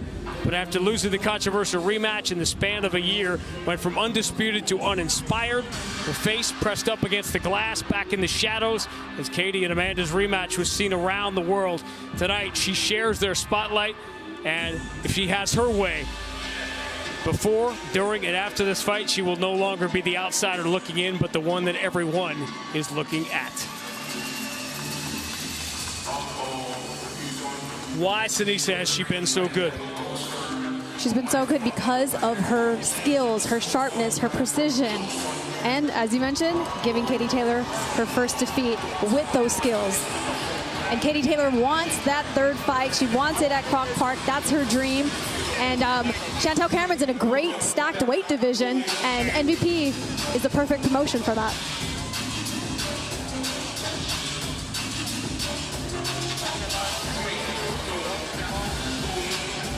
Ladies and gentlemen, live from the Mecca, Madison Square Garden, this next bout on our prelim card is scheduled for 10 2-minute rounds, and it is for the interim WBC Super Lightweight Championship of the World, sanctioned by the WBC and its president Mauricio Suleiman and its supervisor Raja Amache. Our 3 judges at ringside scoring this bout: Guido Cavalieri, Max DeLuca, and Waleska Roldan. And our referee in charge when the bell rings is Tom Taylor. 2 warriors, 1 fight. Who wants it more? Introducing first, fighting out of the red corner, wearing the black trunks with multicolored trim. She stands 5 feet 6 inches tall. She weighed in at 139.4 pounds. She holds a professional record of 14 victories, opposite 4 defeats, and 1 draw, with 3 of those wins coming by way of knockout. And she fights out of Montreal, Quebec, Canada, by way of Cambridge, Ontario, Canada, introducing the former World Championship contender, Jessica the Cobra Camara.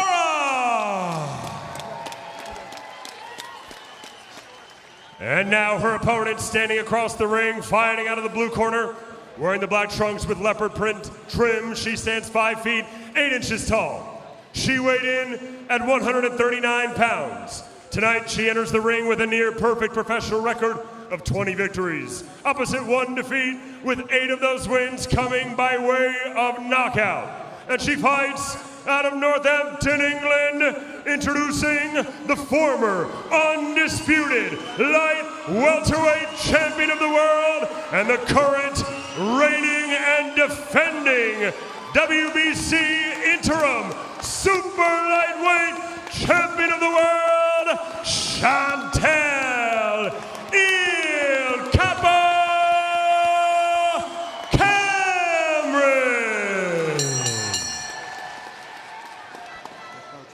Once again, our referee in charge, Tom Taylor. Chief, come on over here. Coach, need you over here. Come on this side, Coach. All right. The line right here is the middle of the C.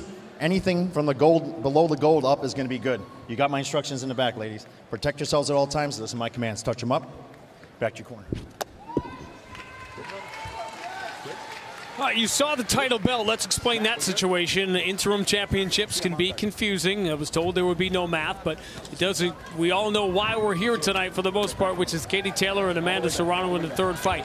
If the winner of that fight chooses not to defend the title against Chantelle Cameron, she would then become the champion.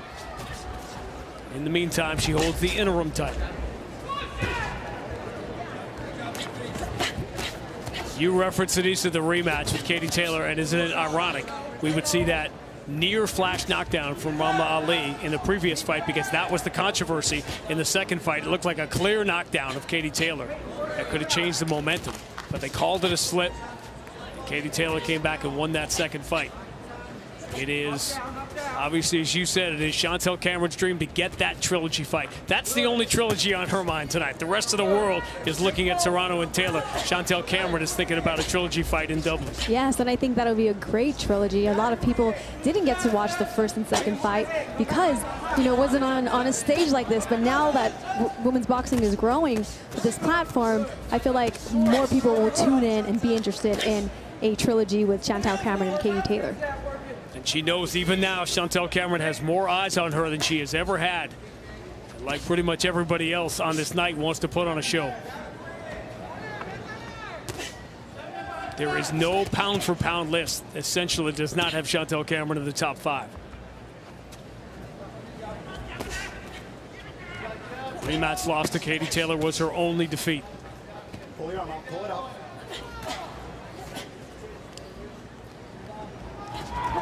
She does a nice job at keeping those hands high and throwing a good straight 1-2 down the middle. Jessica Camara's last fight was it was called a technical draw because it didn't go the 4 rounds. She was having a rough time with Caroline Dubois. Stop. Go.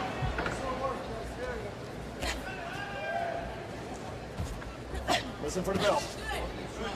Cameron always going to fit the center of the ring.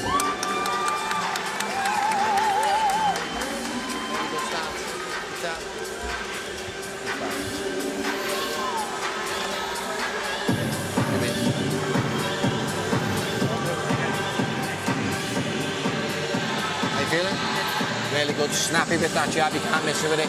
Every now and then, backhand, just a sharp 1-2, nice and long. Yeah, just backhand to speed. Okay, you don't have to have the pause in the middle with the power. Backhand speed, sharp, snappy 1-2. She's there all the time. She's eating your jab, just bang, bang, 1-2 now and then. When she's come up, boys, leaving over the front foot, so we can go bang, bang, let me do it on the pad, okay? Only when she leans in, snappy jab, bang, 1-2. Everything down the pipe, you can't miss, okay? Really good. Stay sharp, stay switched on, which has a little go back. New corner okay? Really good for Chantelle Cameron with Stephen Smith. And sometimes you need a different voice. Yes, and he's giving her great advice. Great advice in this first round to start with. He's telling her, throw quick 1-2s down the middle, which is exactly what she needs to do because Camara's going to be right there for it, and it's going to make Camara keep thinking and keep hesitating to get inside.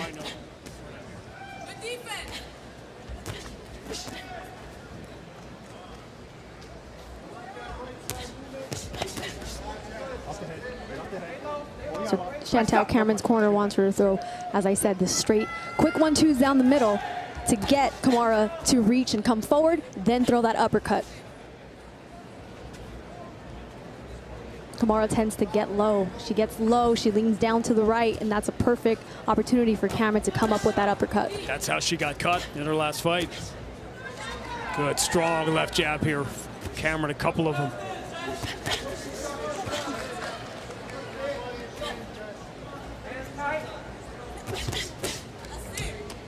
Throwing in combinations. Watch Chantelle Cameron, she's so smooth. Very smooth. I love how she steps in, but she takes those quick small steps back and circles to the right. Right hook on the escape.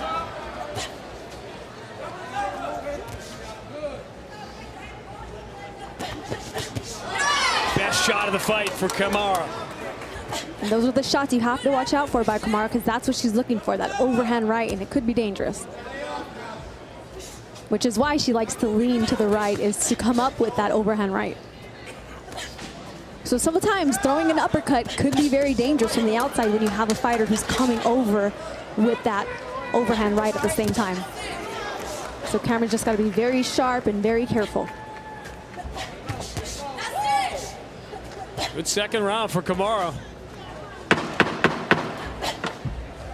Giving Camara some things to think about, like that. Listen for that bell. Listen for Camara with that overhand right again.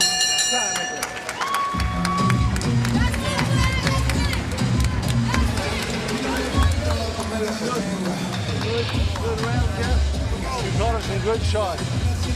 With a few little adjustments, she's yours, Jess. Okay, listen. You belong here for sure. Deep breath, deep breath. I want you to shorten your left hook just a little bit. You are coming really close with that hook. Shorten it just a little bit, okay? And we're still gonna keep touching that body every chance. I can see her dipping already, okay? The last thing, we're gonna steal that round. I think you won that round. Cameron got set up with that overhand right by Camara, and it led to this. Here's that sneaky overhand right by Camara. Here we see it again at a different angle, right on Chantelle Cameron's drill. And that's a punch that she has to watch out for throughout this fight, because Camara's going to continue to throw it, especially as the rounds go on. And Camara's corner also telling her to continue to work the body and to throw that short left hook up top.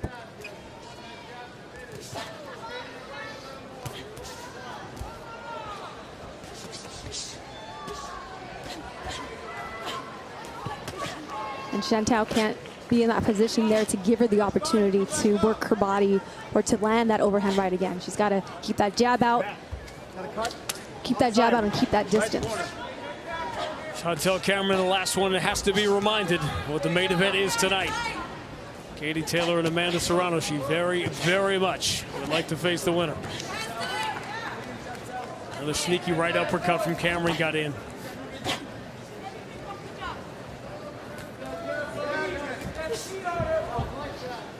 Those small little step backs right there is what Cameron needs to continue to do for the rest of the fight. So she can drop that straight right hand of hers or the left uppercut, or right uppercut, sorry.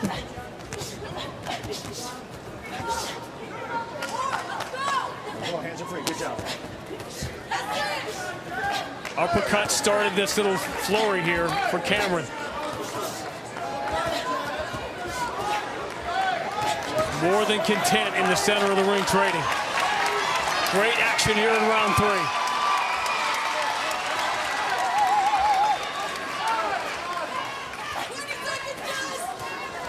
And when Chantelle's on the inside, working that body is going to be key, because she can come up with that left hook. Well, Camara's taking some good shots here in this third round. But fires back late. Listen for that bell. She's taking the worst of it, but she's answering.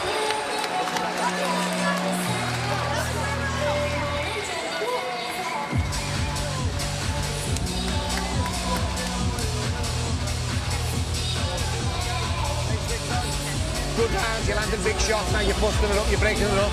She'll start getting to signs, you go in herself, or she'll go for that last hurrah, okay? Remember it, stay switched on.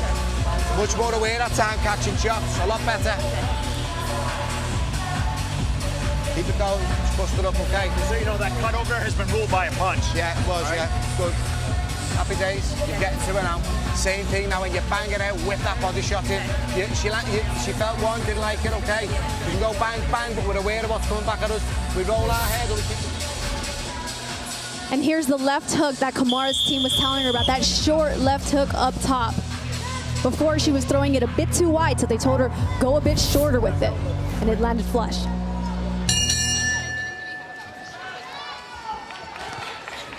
Close couple of rounds, the last two. And Camara very willing to trade with Cameron here in the center.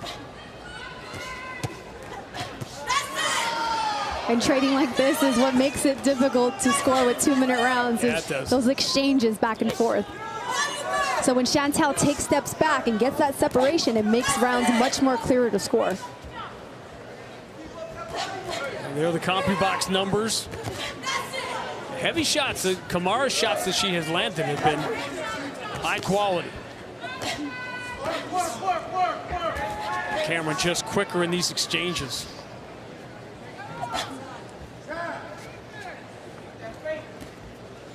Yeah, Camara looks in tremendous shape for this fight, and she looks like she's gonna continue to keep coming and try to get a knockout with that left hook and overhand right that she's been throwing. She'll tell you it was not a great performance against Thibeault in her last fight. She looks like a different fighter tonight, despite the big step up in competition. Stop, stop.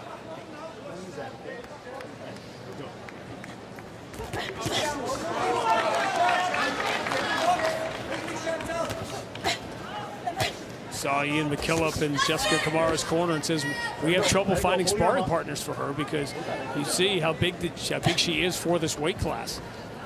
Throws a lot of power shots.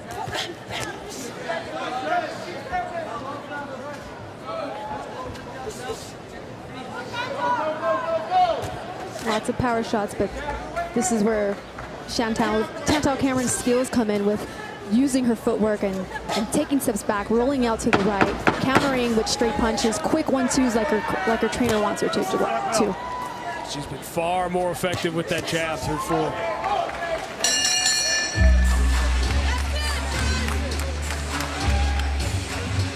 Really good. See, she starts coming at the end, you just judged it well, you deck back, bang, you nailed it. Really good. Boxing so nice. Really good. How you feeling? What do you mean?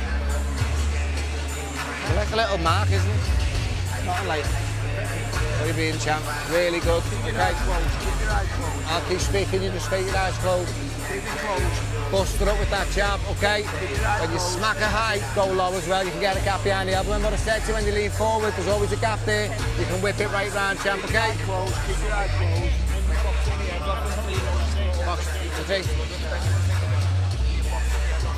Trying to give little flurries up close, you stay switched onto it, bang, and then whump, or bang, whump. There's always a gap behind the elbow, okay?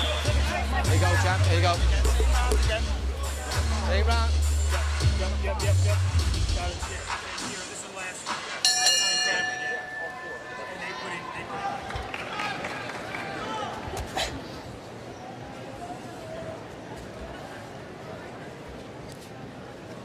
This, by the way, could be a great example of a fight that the scorecard might not look close, but it can be 10-9 rounds are very difficult. The 10-9 round is a 10-9 round. All you have to do is win by that small little margin. And this is what plays into the main event tonight with Katie Taylor and Amanda Serrano. The rounds that Amanda has won in the first 2 fights, she's won by a wider margin, clearly. But 10-9 is 10-9. Exactly, and I think Chantelle has been making these early rounds clear. I think very clear for her. She's getting that separation.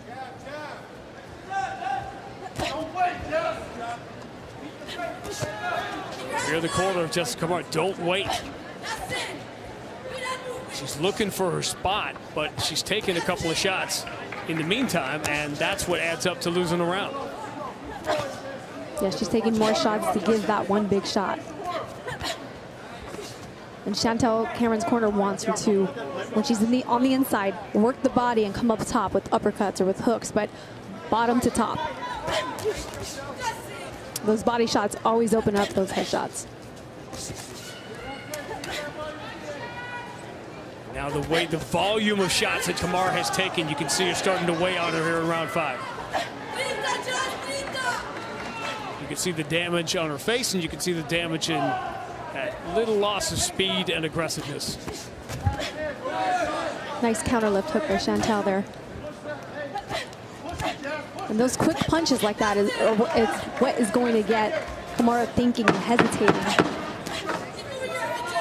Chantelle Cameron was tasked with putting on a show tonight, and she is doing it through 5. Let it go, Jessica.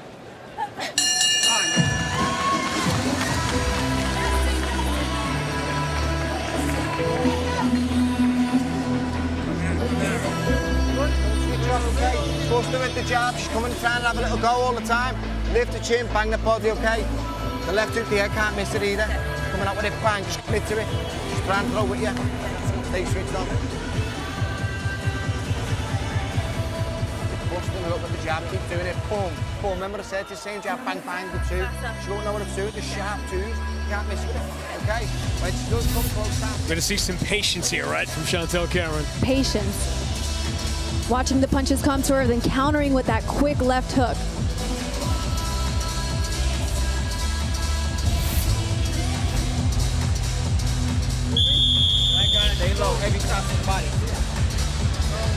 That's what real life looks like when you've been in there 5 rounds with Chantelle Cameron.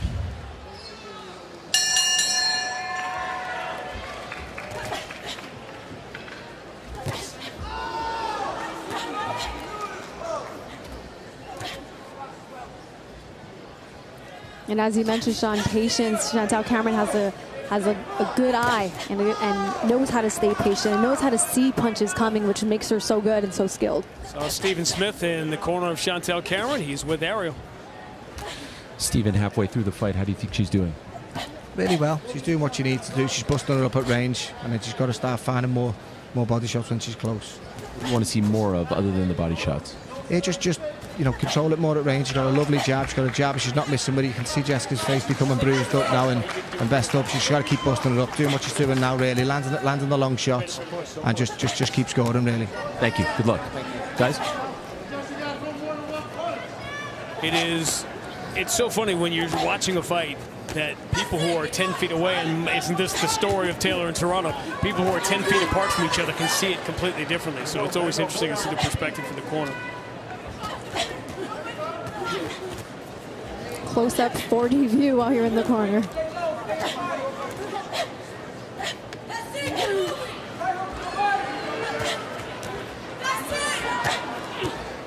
It almost feels like Jessica Camara is just loading up for that one big shot now. She's just hoping. She wants that overhand right again.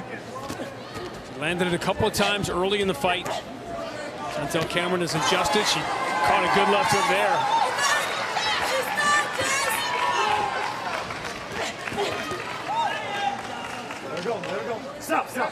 So difficult when the pressure is on you, not just to win, but to win big, which it is for Chantelle Cameron tonight. And she's eating some shots. Paying the price for staying aggressive here through 6.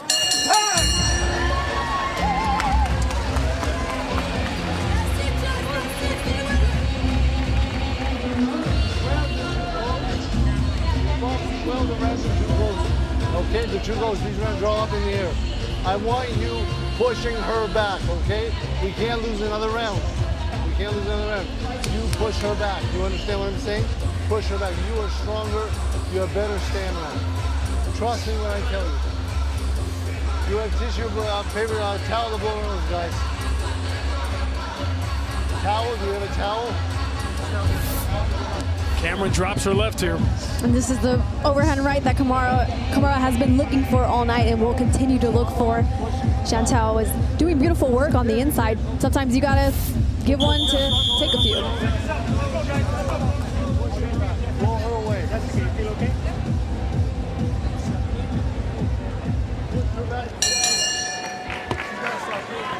And the first thing she said was how Jessica Camara looked in such good shape.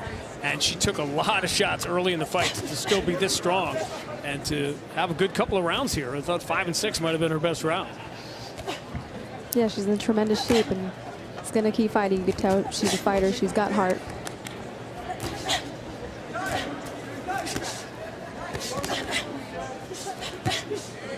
Chantelle Cameron, as you look at the CompuBox numbers, and those are the power punch numbers. As you said, Jessica Camara has been loading up, looking for the one big shot, whereas Cameron has mixed in a lot more jabs. Camara landing that straight right hand followed by a left hook just seconds ago. Oh, that was a right hook and it clipped Cameron.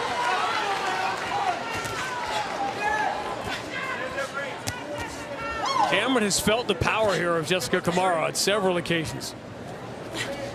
And Cameron's got to circle back to the right to leave Camara standing there and get in a better position. Use that speed again. Go back to that speed.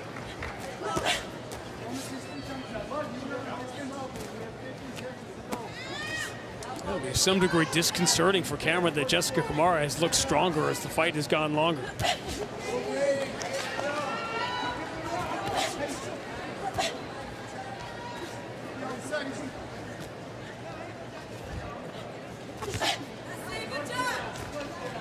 But the price of those jabs, you can start to see the damage in the left eye of Jessica Camara.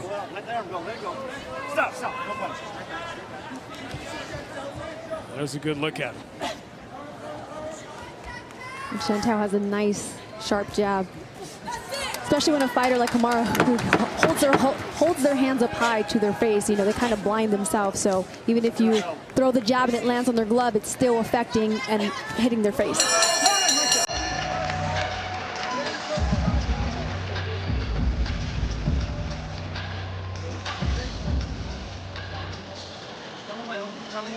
She's ready to go. She's ready to go. She's going to switch on her what's going back. She'll gamble with you.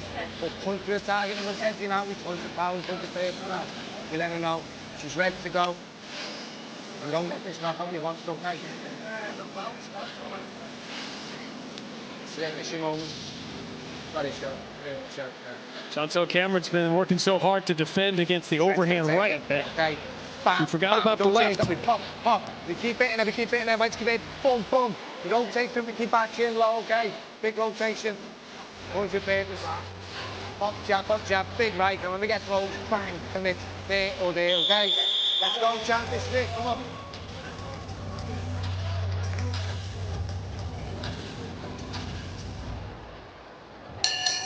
Time. Come in. Just want you to talk. How are you feeling? You okay? Any headaches? Okay? You good? Yeah. All right. Do me a favor over here.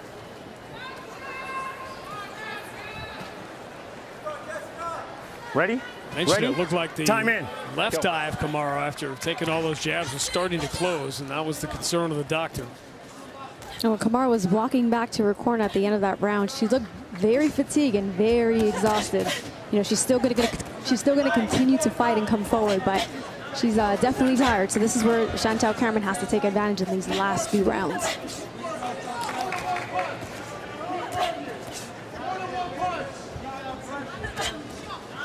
I keep rolling out to the right just like that. Get in a better position, make Camara work and reach forward and tire out her legs.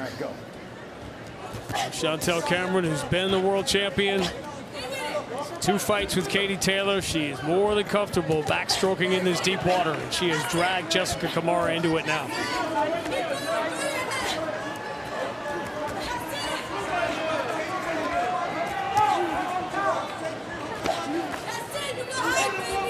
Cameron changing levels, body shot, uppercut. That set up the hook.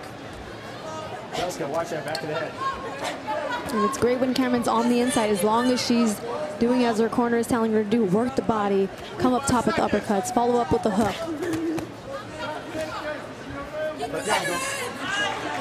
And you see those uppercuts there on the inside. 2 of them, both got through.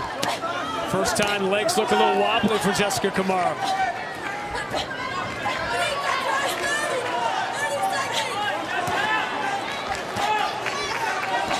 Now Cameron smells the finish line. Some great work from Cameron on the inside. Body work, uppercuts. This is a punishing 8th round that Jessica Camara has taken against one of the best in the world.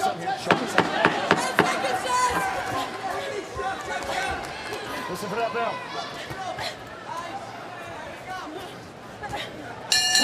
Overwhelming show in round 8.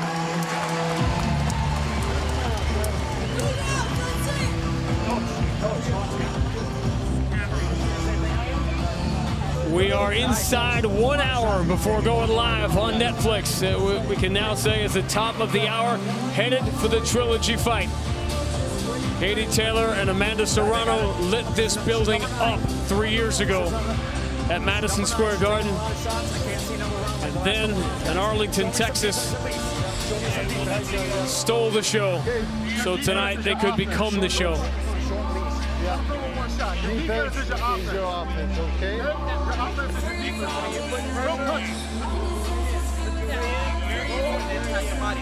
And once you're there, we're not getting out, okay?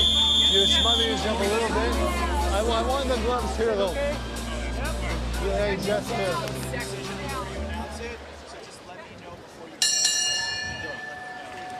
Doctor took another look at Jessica Camara in between rounds. Another punishing left hook.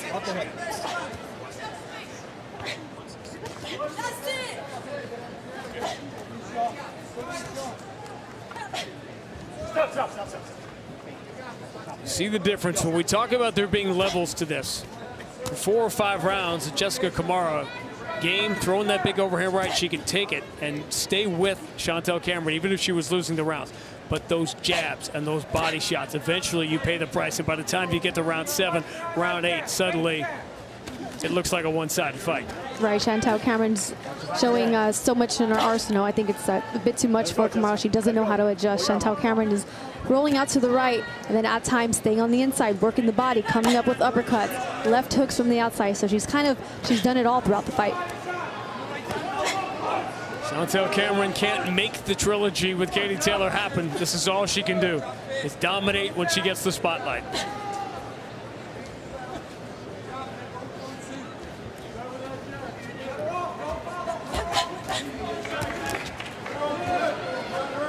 These are just wild shots from Jessica Camara now. Definitely very fatigued, which is where Chantelle Cameron can take advantage with taking those little step backs, throwing those uppercuts. Cameron overhand right. She has found a home for that uppercut the last couple of rounds. Another one. Chantelle Cameron just getting stronger and stronger as the fight goes longer.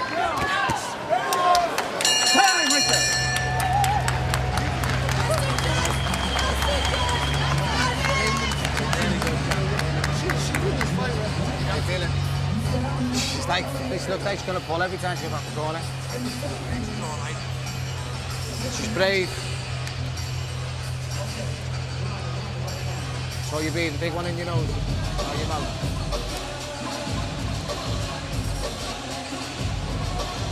10, yeah. 10 coming up. Okay, big finish. You'll come and have a go, so you stay switched on. You don't be getting caught with your head high.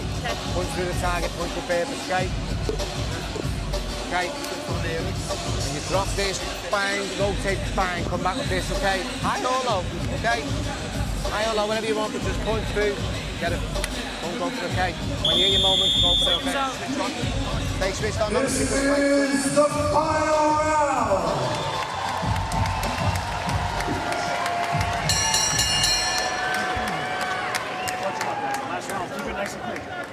Respect and full marks here, because no one knows better than what Jessica Camara is going through than the one delivering the beating. And in this 10th round, Chantelle's corner telling her, throw whatever you want, because everything is landing. This was a methodical performance by Chantelle Cameron. She put jabs and body shots in the bank early. And by the time this got to round 6, round 7, she was scoring at will. You get the feeling that one day at this trajectory, Jessica Camara is going to say, I went the distance with Chantelle Cameron. That's going to be a pretty good flex. Very good flex. And no matter how fatigued and tired she is, she's a warrior. She's going to continue to fight and come forward to the final battle.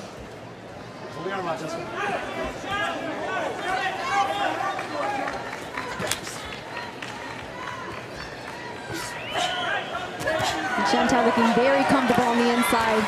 Landing combinations, landing punches, whether it's to the head or to the body.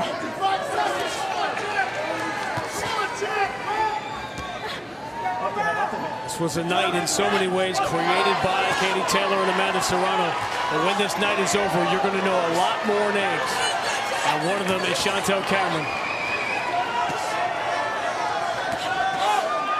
It's not the future of women's boxing that looks bright, it's the present.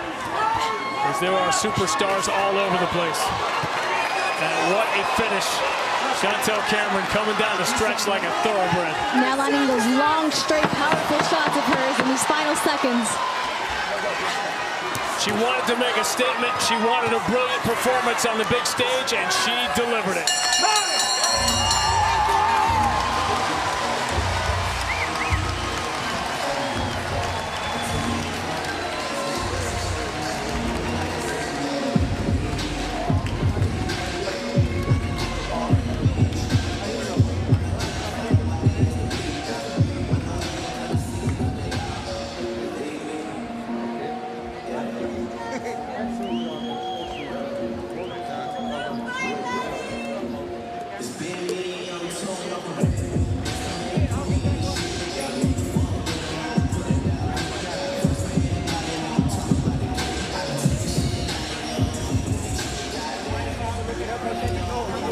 That was a gutsy performance by Jessica Camara to be there at the end. Showed so much heart and courage throughout the fight.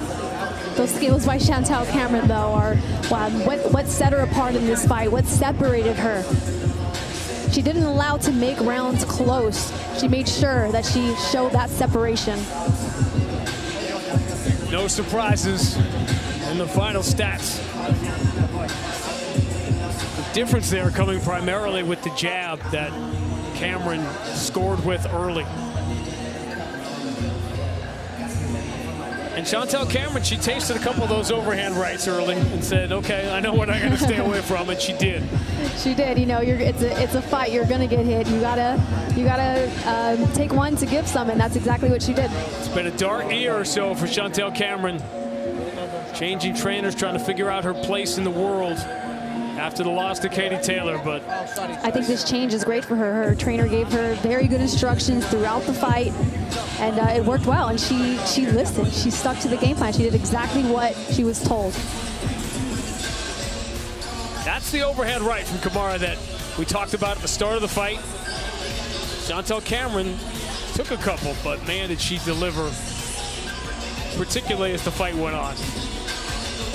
She was able to adjust and still stick to her game plan and still do what she's been training to do, landing beautiful body shots, uppercuts on the inside when her trainer told her to. You saw that punishing left hook to the body, and those are the ones those are fight-changing shots.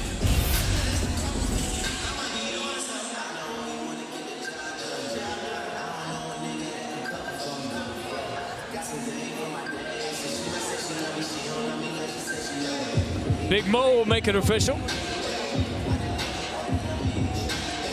Ladies and gentlemen, another round of applause for these two tonight.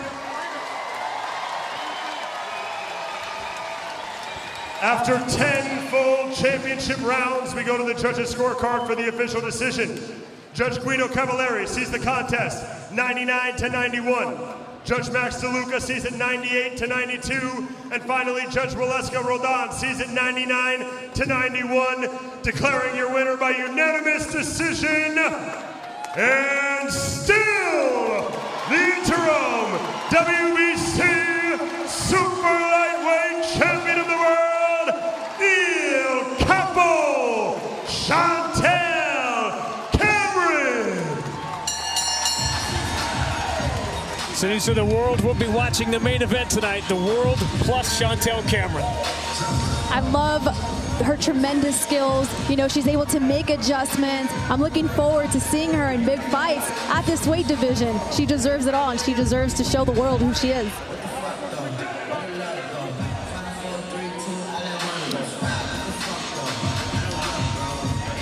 There has never been an undisputed bantamweight world champion. We are headed in that direction in a fight that wasn't supposed to look exactly this way. For the rules of the bantamweight championship fight, we check back in with Sean Wheelock. Unified rules under the New York State Athletic Commission. If an accidental foul ends the fight, 4 rounds must be completed to consider the bout official.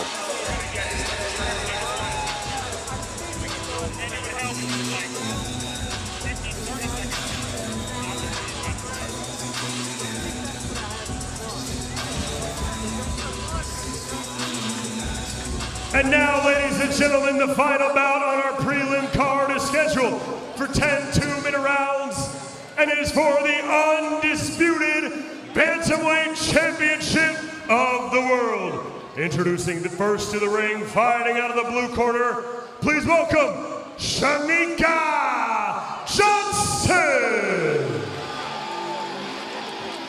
On almost anyone's short list of sports movies, you'll find the baseball classic Bull Durham. You know, the classic love triangle with its awkward moments, none greater than when Susan Sarandon's character calls out the name of Crash Davis during an intimate moment with Nuke Lelouch. And when he expresses his dismay, she says, would you rather me be with him using your name or with you using his name? A fair question for Cherneka Johnson when her world title win last year was delayed a few minutes when the ring announcer called the wrong name. I'm sure you all saw it. Shadasia, when Dita Thorson vacated the Bantamweight title 6 weeks ago, this time it was Cherneka Johnson who got her name called unexpectedly, and how poetic if that ends with an Undisputed championship. Oh, that would be wonderful. Perfect end to this story.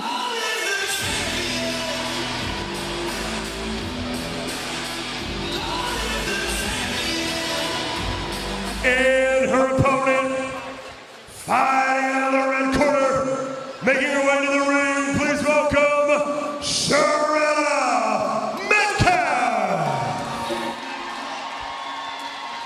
We all love superheroes when we have time. You know who doesn't have time for them? Single mothers. You know why? Because they are superheroes. And this single mother could be 10 rounds from the ultimate fairy tale ending. And Shurretta Metcalf is writing just another job she is adding to her list. Mobile bartending, personal training, a boutique and salon, anything to put food on the table for her 2 sons, one of whom is autistic.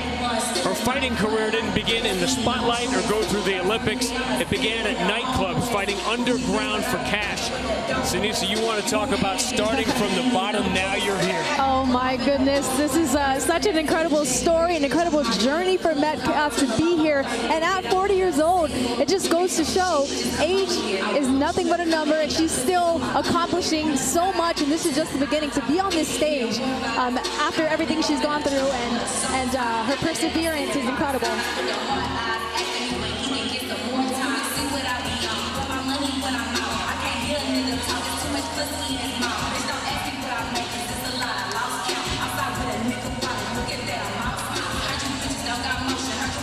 And now, ladies and gentlemen, the final bout on our prelim card is scheduled for 10 2-minute rounds, and it is for the Undisputed Bantamweight Championship of the World. Sanctioned by the WBC, its president, Mauricio Suleiman, and its supervisor, Jill Diamond. And the WBO, with its president, Gustavo Oliveri, and its supervisor, Diana Melendez. And the WBA, with its president, Humberto Mendoza, and its supervisor, Kina Malpartida. And the IBF, with its president, Daryl Peoples, and its supervisor, Melvina Lathan. And the 3 judges scoring this bout at ringside, John Basile, Tom Corusoni, and Mark Constantino. And our referee in charge when the bell rings is Charlie Fitch. And now 2 warriors, 1 fight, who wants it more? Introducing first, fighting out of the red corner, wearing the blue trunks with silver trim, she stands 5 feet 7 1/2 inches tall. She weighed in at 117 pounds. Tonight she enters the ring with a professional record of 14 victories versus 4 defeats and 1 draw, with 2 of those wins coming by way of knockout. And she fights out of Dallas, Texas, USA, introducing the current reigning and defending IBF Bantamweight Champion of the World, Shurretta Chicken Metcalf. And her opponent, fighting out of the blue corner, wearing the black trunks with red trim, she weighed in at 116.8 pounds. Tonight she enters the ring with a professional record of 17 victories versus 2 defeats, with 7 of those wins coming by way of knockout. And she fights out of Gold Coast, Australia, by way of Tauranga, New Zealand, introducing the former IBF Super Bantamweight Champion of the World. And tonight, she is the current reigning and defending WBA Bantamweight champion of the world, ladies and gentlemen, Cherneka Sugar Neeks Johnson.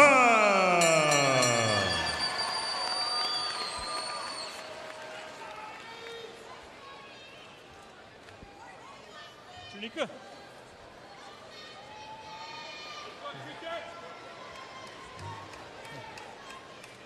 Good evening, Shurretta. Good evening, Cherneka. Ladies, you both know the rules. Obey my commands and protect yourself at all times. Touch close now. Come out fighting at the bell.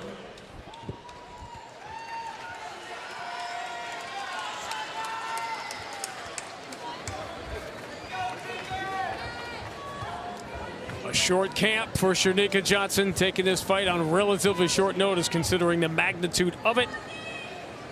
Shurretta Metcalf, well, she's been waiting her whole life.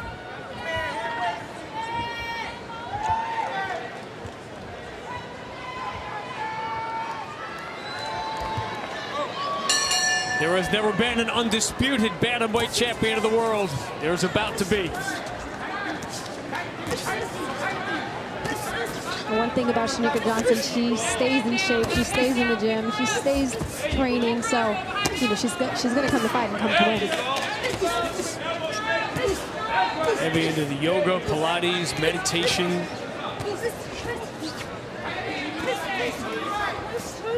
Born in New Zealand, raised in Australia. And it's going to be tough for Metcalf because she has to stay on her toes and use her feet to circle around Johnson. But let's see if she's able to do that for 10 rounds. She's used to being the taller fighter. You heard the nickname Chicken, which she got because of her legs. She was always told she had chicken legs. But what has made her is she's extremely tall for 118.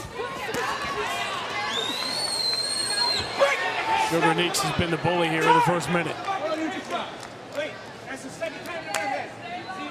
So much so, she's getting that warning.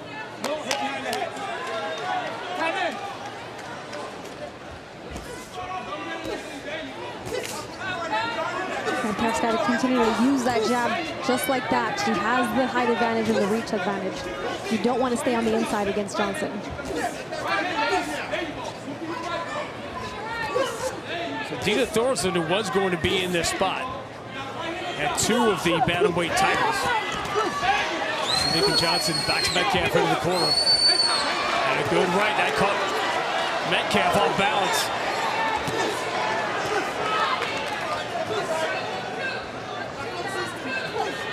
Some good, strong shots by Johnson early. Dina Thorson's pregnancy is what caused her to pull out of this fight. She will get an opportunity. She is ready to return to the ring. In the meantime, these are the 2 fighting for the title.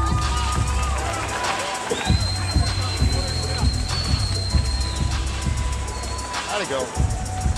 Sit down. Very good. Big breaths. Give me some breaths. 2. All right. Very good. Now, this jab is working. But now we start bringing this up behind it, all right? You've got to start out bringing right hand behind it now. Okay? Time you throw it, it lands. So now you say, up, bring it on, right hand. That's going to let this go too. But step by step. Follow the system. Stop, right hand in now. Okay? Jab here, but bring it over. You've got to bring it. If you're using the left hand, you have to follow it up. You have to. Right, she doesn't like, she's already feeling your punches. But now we've got to double it up. Get close. All right? Let's go again. Nothing changes, same.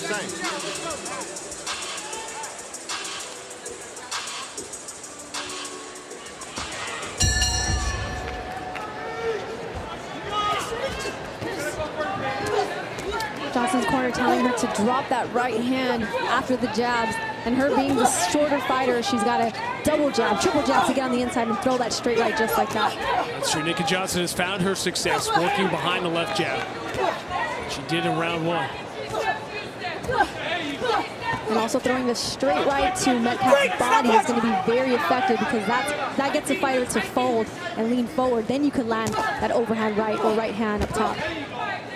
Cherneka Johnson, one of her 2 losses came to Ellie Scotney, who will lead off the big show when we go live on Netflix at the top of the hour. She just wasn't fast enough for Ellie Scotney, but I'm not sure who is.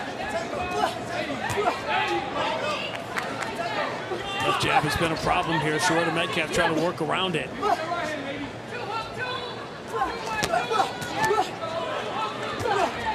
In combination with the left hook.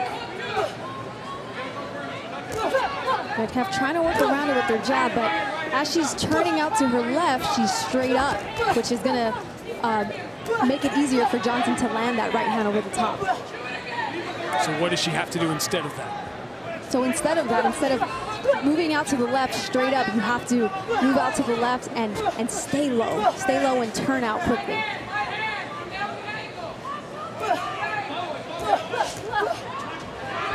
Is it hard to stay low when your opponent is 3 inches smaller than you? Yes, it's hard to stay low. That's something that you have to constantly be working on in the gym, working on in sparring. So Metcalf might not be used to that.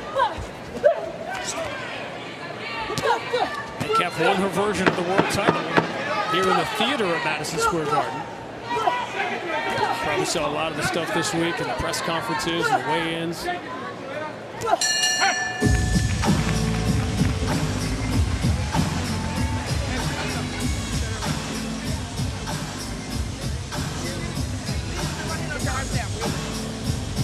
Listen, mamita, you gotta lead with that 2 sometimes. You gotta do 2 hook 2, 2 1 2. You hear me? Whenever she steps, you step. Don't let her in that close. That's when she hits you on the back of the head. Okay? You lift her up and lead with that 2. Those 2 hook 2. She's fucking tired. The 2 hook 2 and the 2 1 2 are there. She steps, you step. Lift her ass up. Up jab and 2. That 2 there all day from every angle. Now get off the bitch over there. You know that. This you, baby. This you, baby. This you, baby. This your house. Your house. Can't nobody take nothing from you. Let's go. We're going to try to keep everything long. If you happen to be inside, block her shot, come back with uppercut. She's there. You hear me? Try to keep it outside, but if you have to, block her shot down and get it inside.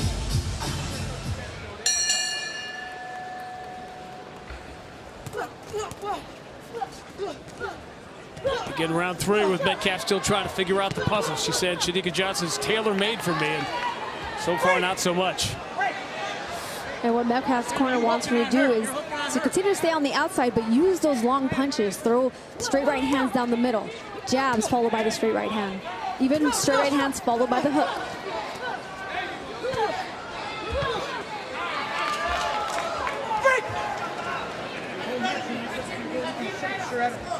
Talked about the strong left jab of Cherneka Johnson. Has been on display.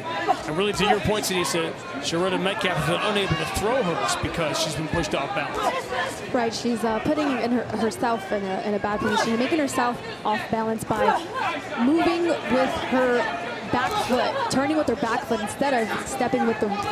I'm sorry, she's moving to the left with her back foot only instead of stepping first with her front foot and then follow with the back foot.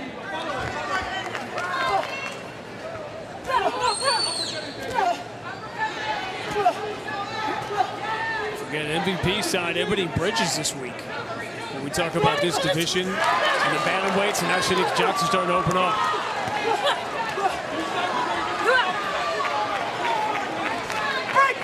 Shurretta Metcalf is not used to being bullied. She is usually the more aggressive fighter. And clinching on the inside is exactly what she has to do. If she gets trapped on the ropes and gets trapped on the inside, clinch, push Johnson back and get that space. Told you her unusual backstory, and she started 2 and 3 as a professional. She's only lost 1 of her last 14 fights, all the way to a world title.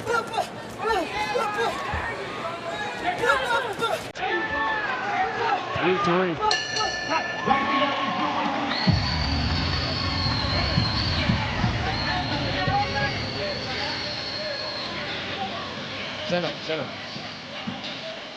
Aesthetically, that's what I want to see. All right? That's what I want to see. All right? When you start letting this go now, you can start bringing this in. That's what we want now. The system is on, all right? She's wearing down a little bit. She's starting to break. Now we got to start doing it like you did at the end of that round.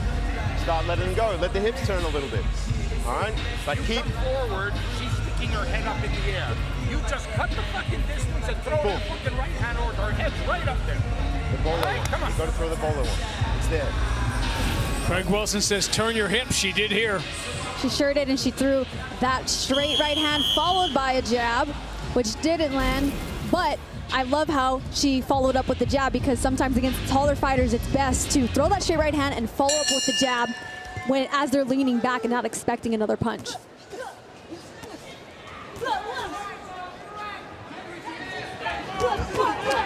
Needless to say, Shurretta Metcalf has to change some things quickly. It is not changing as they both go tumbling to the ground.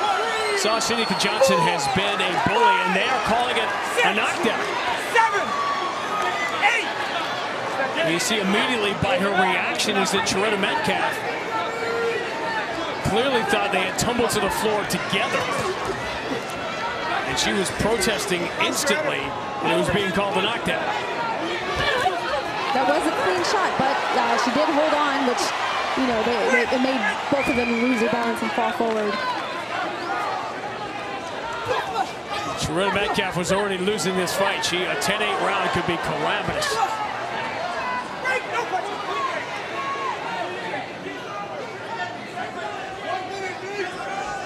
And holding on right after getting hit by a big shot is just her instinct to try to survive.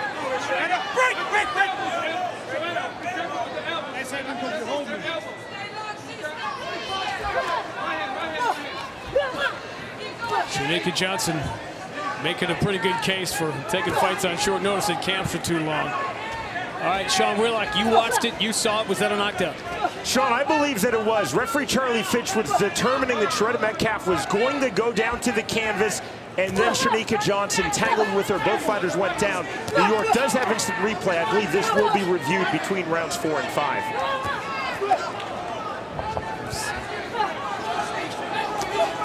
We'll get a better look at it, obviously, at the end of the round.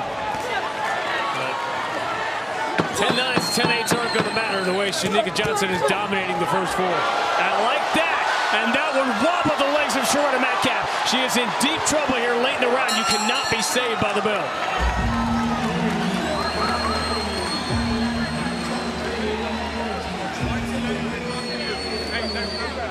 All right, let's take a look first at what was called a knockdown.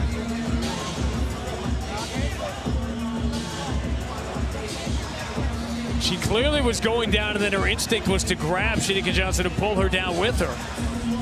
Definitely going down by those overhand rights there.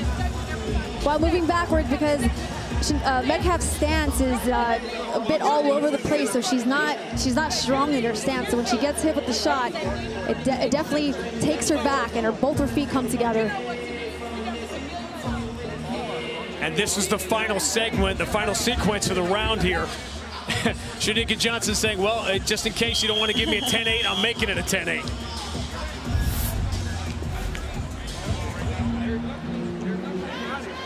Scheduled for 10. Cherneka Johnson looking to make it an early night.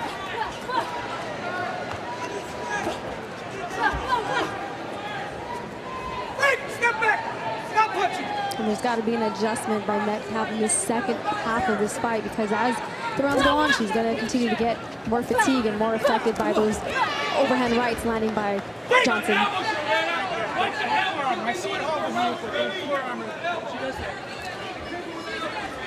See the overwhelming numbers. Shurretta Johnson doesn't need to see those numbers. Shurretta Metcalf doesn't need to see those numbers to know who's winning this fight, and it's not her. Think about Cherneka Johnson not being it. When this fight was announced with Metcalf and Dina Thorson, she was disappointed she wasn't in it. Amazing what happens when you answer the phone. And the reason why Johnson is able to get through so easily and land those overhand rights is because Metcalf continues to break her stance. Both of her feet come together, which pushes her back even easier. And when you're landing powerful right hands, that's going to take you back. Is it harder with her body shape to be stronger in your stance? No, it shouldn't matter how tall or how short you are, how big or how skinny you are. If you have a strong stance and a good stance, you have a strong stance.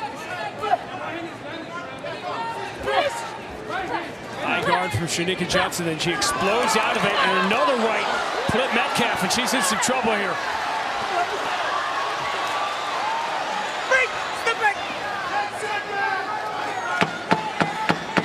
Cherneka Johnson going for that stoppage. You can tell that she wants it. She wants the stoppage, she wants the POTUS, and she wants the undisputed world title.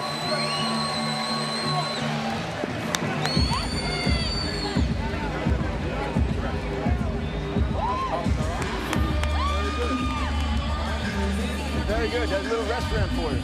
Okay? I want to see you now. Start the system a little bit sooner. Come with that right hand a little bit sooner.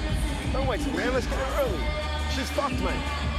She's got nothing left. You got gas for days. We know that. You work too hard for this. He's not wrong. That was almost a forearm. That set up the big shot from Cherneka Johnson. That little push here gave her that space, that little push with the elbow.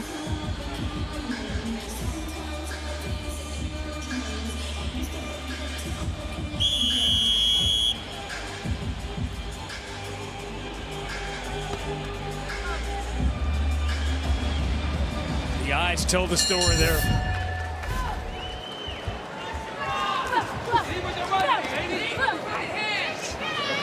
Johnson coming out in the start of this round, double jabbing, triple jabbing to make her way in to land that overhand right. Her corner pleading with Shurretta Metcalf to lead with the right hand.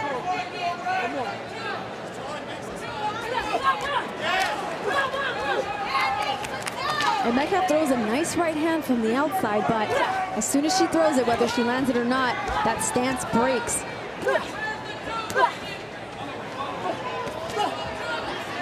Where's the two? Where's the combination? Where's the two? Where's the two? Needs to continue to throw that 1-2 just like that, just like the corner's telling you. Cherneka Johnson picked off two Metcalf punches, then landed that overhand right. This has been a very impressive performance.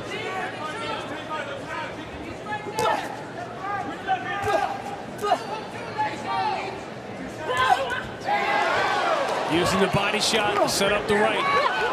Metcalf is wobbling here.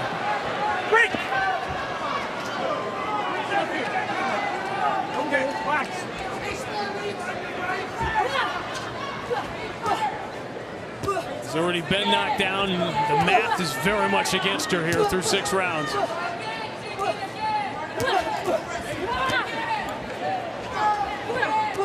The corner's telling her to be first. She's got to throw those quick punches down the middle and get right out. Circle right out. Circle to the right, not to the left, because the left is putting her in a bad position. You said that very early in this fight, and that has come to fruition. Even jabs are getting through here. One-sided, undisputed world title fight through 6.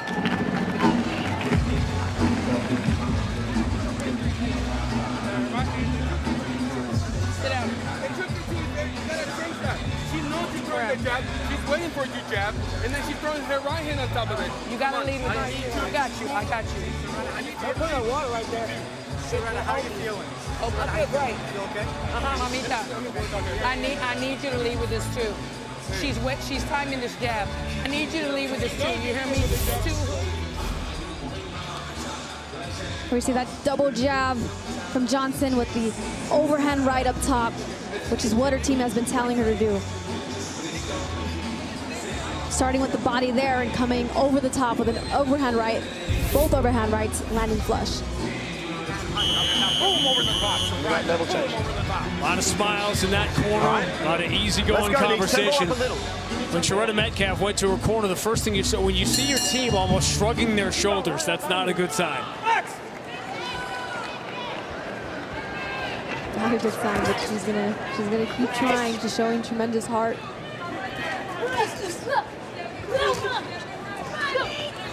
She's been through too much to get here. It's the impossible story of Shurretta Metcalf to become a world champion. It's before her 40th birthday.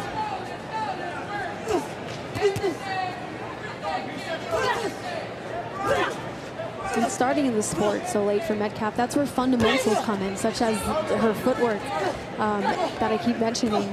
It's something that should be taught first. no matter what the age, whether you're starting as a young kid, as a teenager, or as an adult. I'm going to go out on a limb and say fighting in nightclubs is not where you're going to get your best fundamentals. Definitely not. Stop! Head clash.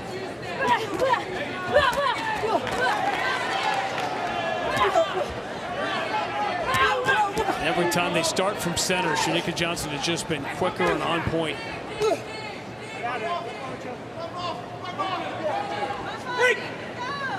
Quicker, on point, and just able to push her into the ropes and get her into the ropes easily because of Metcalf's stance that continues to keep breaking. Bigger, stronger, faster.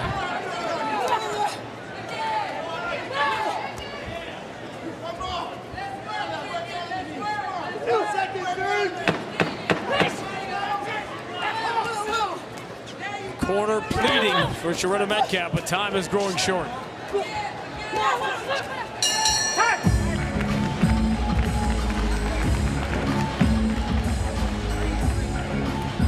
You're almost there, okay? You're almost there. Let's go, though. Big breaths, big breaths. Give me a couple big ones to start, all right? What I want to see, you're starting to get there. She's tying you up more. Get out of it. Make it hard for her. You're not tired, man. Come on. You can fight in there, man. He's letting you go. You can fight in there. Hit her. Bump her off. Do what you got to do. She doesn't like it. She wants there. You're giving her rest. Stay on system when you get there. Don't let her tie you up. You're on the inside. Throw that fucking left hook. Wham, wham, wham. Fucking lands. Just keep winging it anyway. Bam, bam, all right? bam, bam. Give me that, please. Believe in you, mate. Let's go. All right? Off system. Get Earlier there. this week, Nikita Paderi and Jake Paul announced a Let's go. $250,000 performance bonus for fighter performance of the night. Tamm Tibbo began the night with a knockout. Cherneka Johnson is becoming the leader in the clubhouse here with this one. 6 weeks ago, thought she'd be sitting in the crowd tonight. Okay. Over there. Now could be 6 minutes away from becoming the undisputed champion of the world.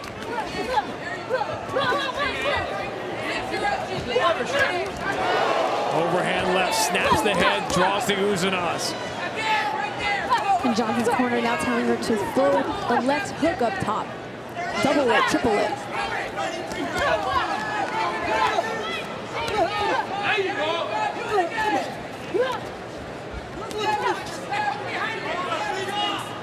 Doesn't feel that Shurretta Metcalf has won a round of this fight. She's also got knocked down in round 4. Did a good job to not get knocked down in round 5. Hasn't won a round, but has been showing just tremendous heart and courage to keep fighting and keep trying. You watch her stand in front of Cherneka Johnson. You appreciate her journey to get here. Dedication to her sons. The lesson of this night is don't ever doubt a single mother, because one very nearly walked into the ring tonight with a chance to become the champion of it. Especially one who started fighting in a club. In her 30s.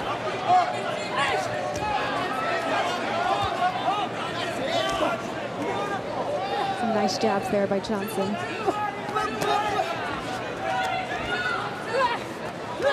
Was writing her own story. It is almost impossible to believe that this was a short camp, short notice fight. Watching how polished and prepared she looks. Yes, as I said, Johnson's the type of fighter that stays in the gym. She loves boxing, she loves fitness, she loves working out. That's her passion. You can see it tonight. What's that they say? You don't have to get in shape if you stage.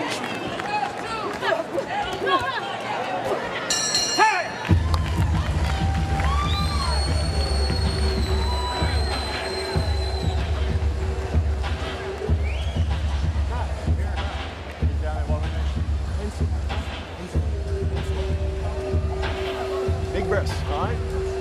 Give me big breaths. All right, 4 minutes to go, all right? You got to give me 4 minutes of work. Not crazy. Give me the system. Give me the left hook now. Give me the bolo. Give me the shot. This has been the story through 8 rounds. Shots like this. We see Johnson crowding on the inside, coming up top with that left hook. Throwing that straight right followed by the jab, which landed flush, which is the punch I was talking about earlier that Johnson had missed. But now, as Metcalf is getting more fatigued, she's able to land that jab right after the right hand. Do what you gotta do. Do what you gotta do.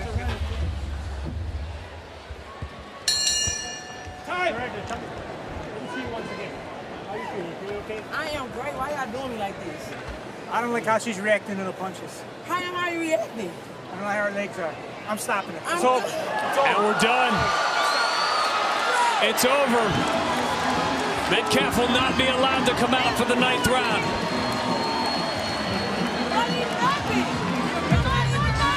And Cherneka Johnson, who 6 weeks ago thought she'd be watching this night like the rest of the boxing world, will end it as undisputed champion of it.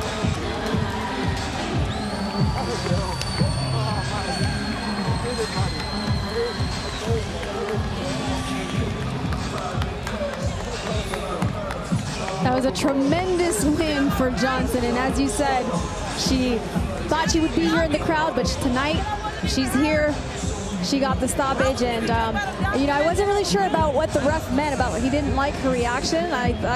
She continued to show that she wanted to fight and was even telling the ref after every round, I'm good, I'm okay. It is so difficult to watch a sports moment like that because she wanted to go the distance. The odds of her winning this fight at this point, down 8-zip, were virtually impossible. But when you consider the path that she has traveled to get here, winning the world title and fighting for this undisputed title, she wanted the chance to fight the full 10 rounds, and that was not in the cards. The numbers were lopsided, the fight was lopsided, but don't ever doubt Shurretta Metcalf's heart. It was one way from round 1, and then the knockdown here in round 4 really put it to a different place.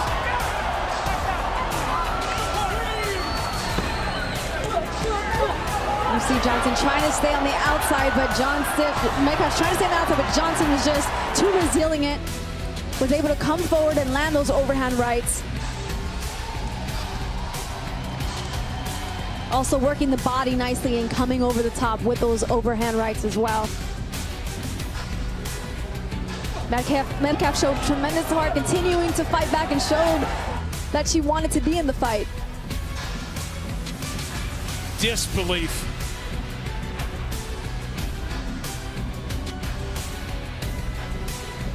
There is a new undisputed champion of the world. Big Mo will tell us all about it.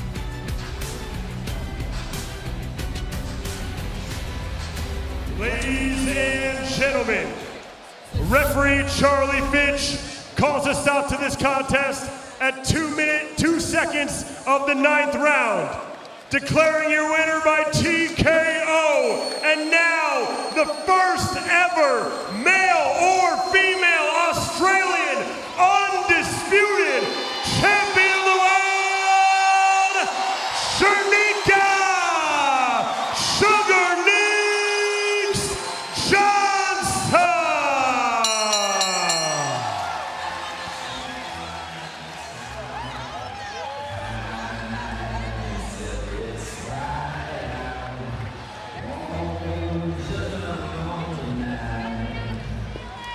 They announced the right name that time. They sure did, and she deserved it all. She deserved this victory. She showed that she wanted to go in there tonight and make a statement and win, and she did clearly and decisively. Ariel is with the new and undisputed champ. Thank you very much, Sean. So much gold here. She needs Jake Paul to help her out. Cherneka in boxing's 4-belt era, there has never been an undisputed champion in the bantamweight division until now. That is you, male or female. You just made history. How does that sound? I envisioned this moment, so I already feel like I've been here before. Like I said, this is my moment, and I get to share it with my team and to be on this amazing card representing women's boxing, to be a part of MVP, to showcase women in boxing. I'm so grateful and I'm so thankful. And your story is a wonderful one because you were one of the last people to join this card. Not that long ago, you were on the outside looking in. I would imagine to a degree some of this might feel a little surreal right now. Look where you are, your first fight in the United States, and you make history here at the world's most famous arena. Oh, you know, this is just incredible. I'm sort of still lost for feelings and how this feels, but like I'm lost for words. I'm just so thankful. I'm so excited. And this is just the beginning. This is just the beginning. You know, I'm evolving every fight and I've got so much more to show. And what a performance. Virtuoso, so tough. And she hung in there. Were you thinking at times early on, what more do I have to do to put her away? I felt, yeah, she was very tough, great opponent. You know, she had a long jab, but I felt like, you know, I was listening to my team very well. We probably, if I put on the gas a little bit more, maybe in the 5th or 6th round, it could have stopped earlier, but we got the job done. Well, let's bring in Jake for MVP to have an undisputed champion in the Bantamweight division for the very first time. One of the late additions to this card. Your thoughts on making history and also her performance? Crikey, what a performance that was. Aussie, Aussie, Aussie. Let's go. The first ever Australian undisputed champion. This is a superstar right here. She just put the world on notice and just happy to push her. This is just the start, like she said. Incredible stuff. When do you want to come back, Cherneka? Because I would imagine after a performance like that, a lot of people want to see you again. You know, I had a goal to fight at least 3 times a year, and I feel like that opportunity is going to come true with Jake and Nikis and MVP. I'm ready to back it up. You know, I want to fight. I love to fight. I want to keep improving, keep working with my team, and a big thank you to all of them in my corner over here, my family, my mum and dad at home. I love you lots. Yeah, I'm very supported, and I have a great team around me. I'm blessed. Incredible stuff. Congratulations. Enjoy the victory. Madison Square Garden, give it up for Sugarneeks, Cherneka Johnson. Our night of prelims ends with an undisputed champion crowned. Our main card, our night on Netflix that we have waited for months and months, will also end with one. Becoming a champion starts with heart. Amanda Serrano, Alycia, Baumgardner, Jennifer, Miranda. That is what carries you forward. The first sold-out female headline boxing card in history. Oh, wow. There are no guarantees in a fight. And the ones that don't go your way, they will always haunt you. Through the hits, the cuts, the pain. To look in the mirror and go again. Alycia Baumgardner can really make a statement. One of the most dominant performances by a woman boxer. Don't be surprised if this turns into a trilogy. One of the biggest matches in boxing history. Because that's what makes a champion. Baumgardner versus Miranda. Taylor versus Serrano. Friday, July 11th.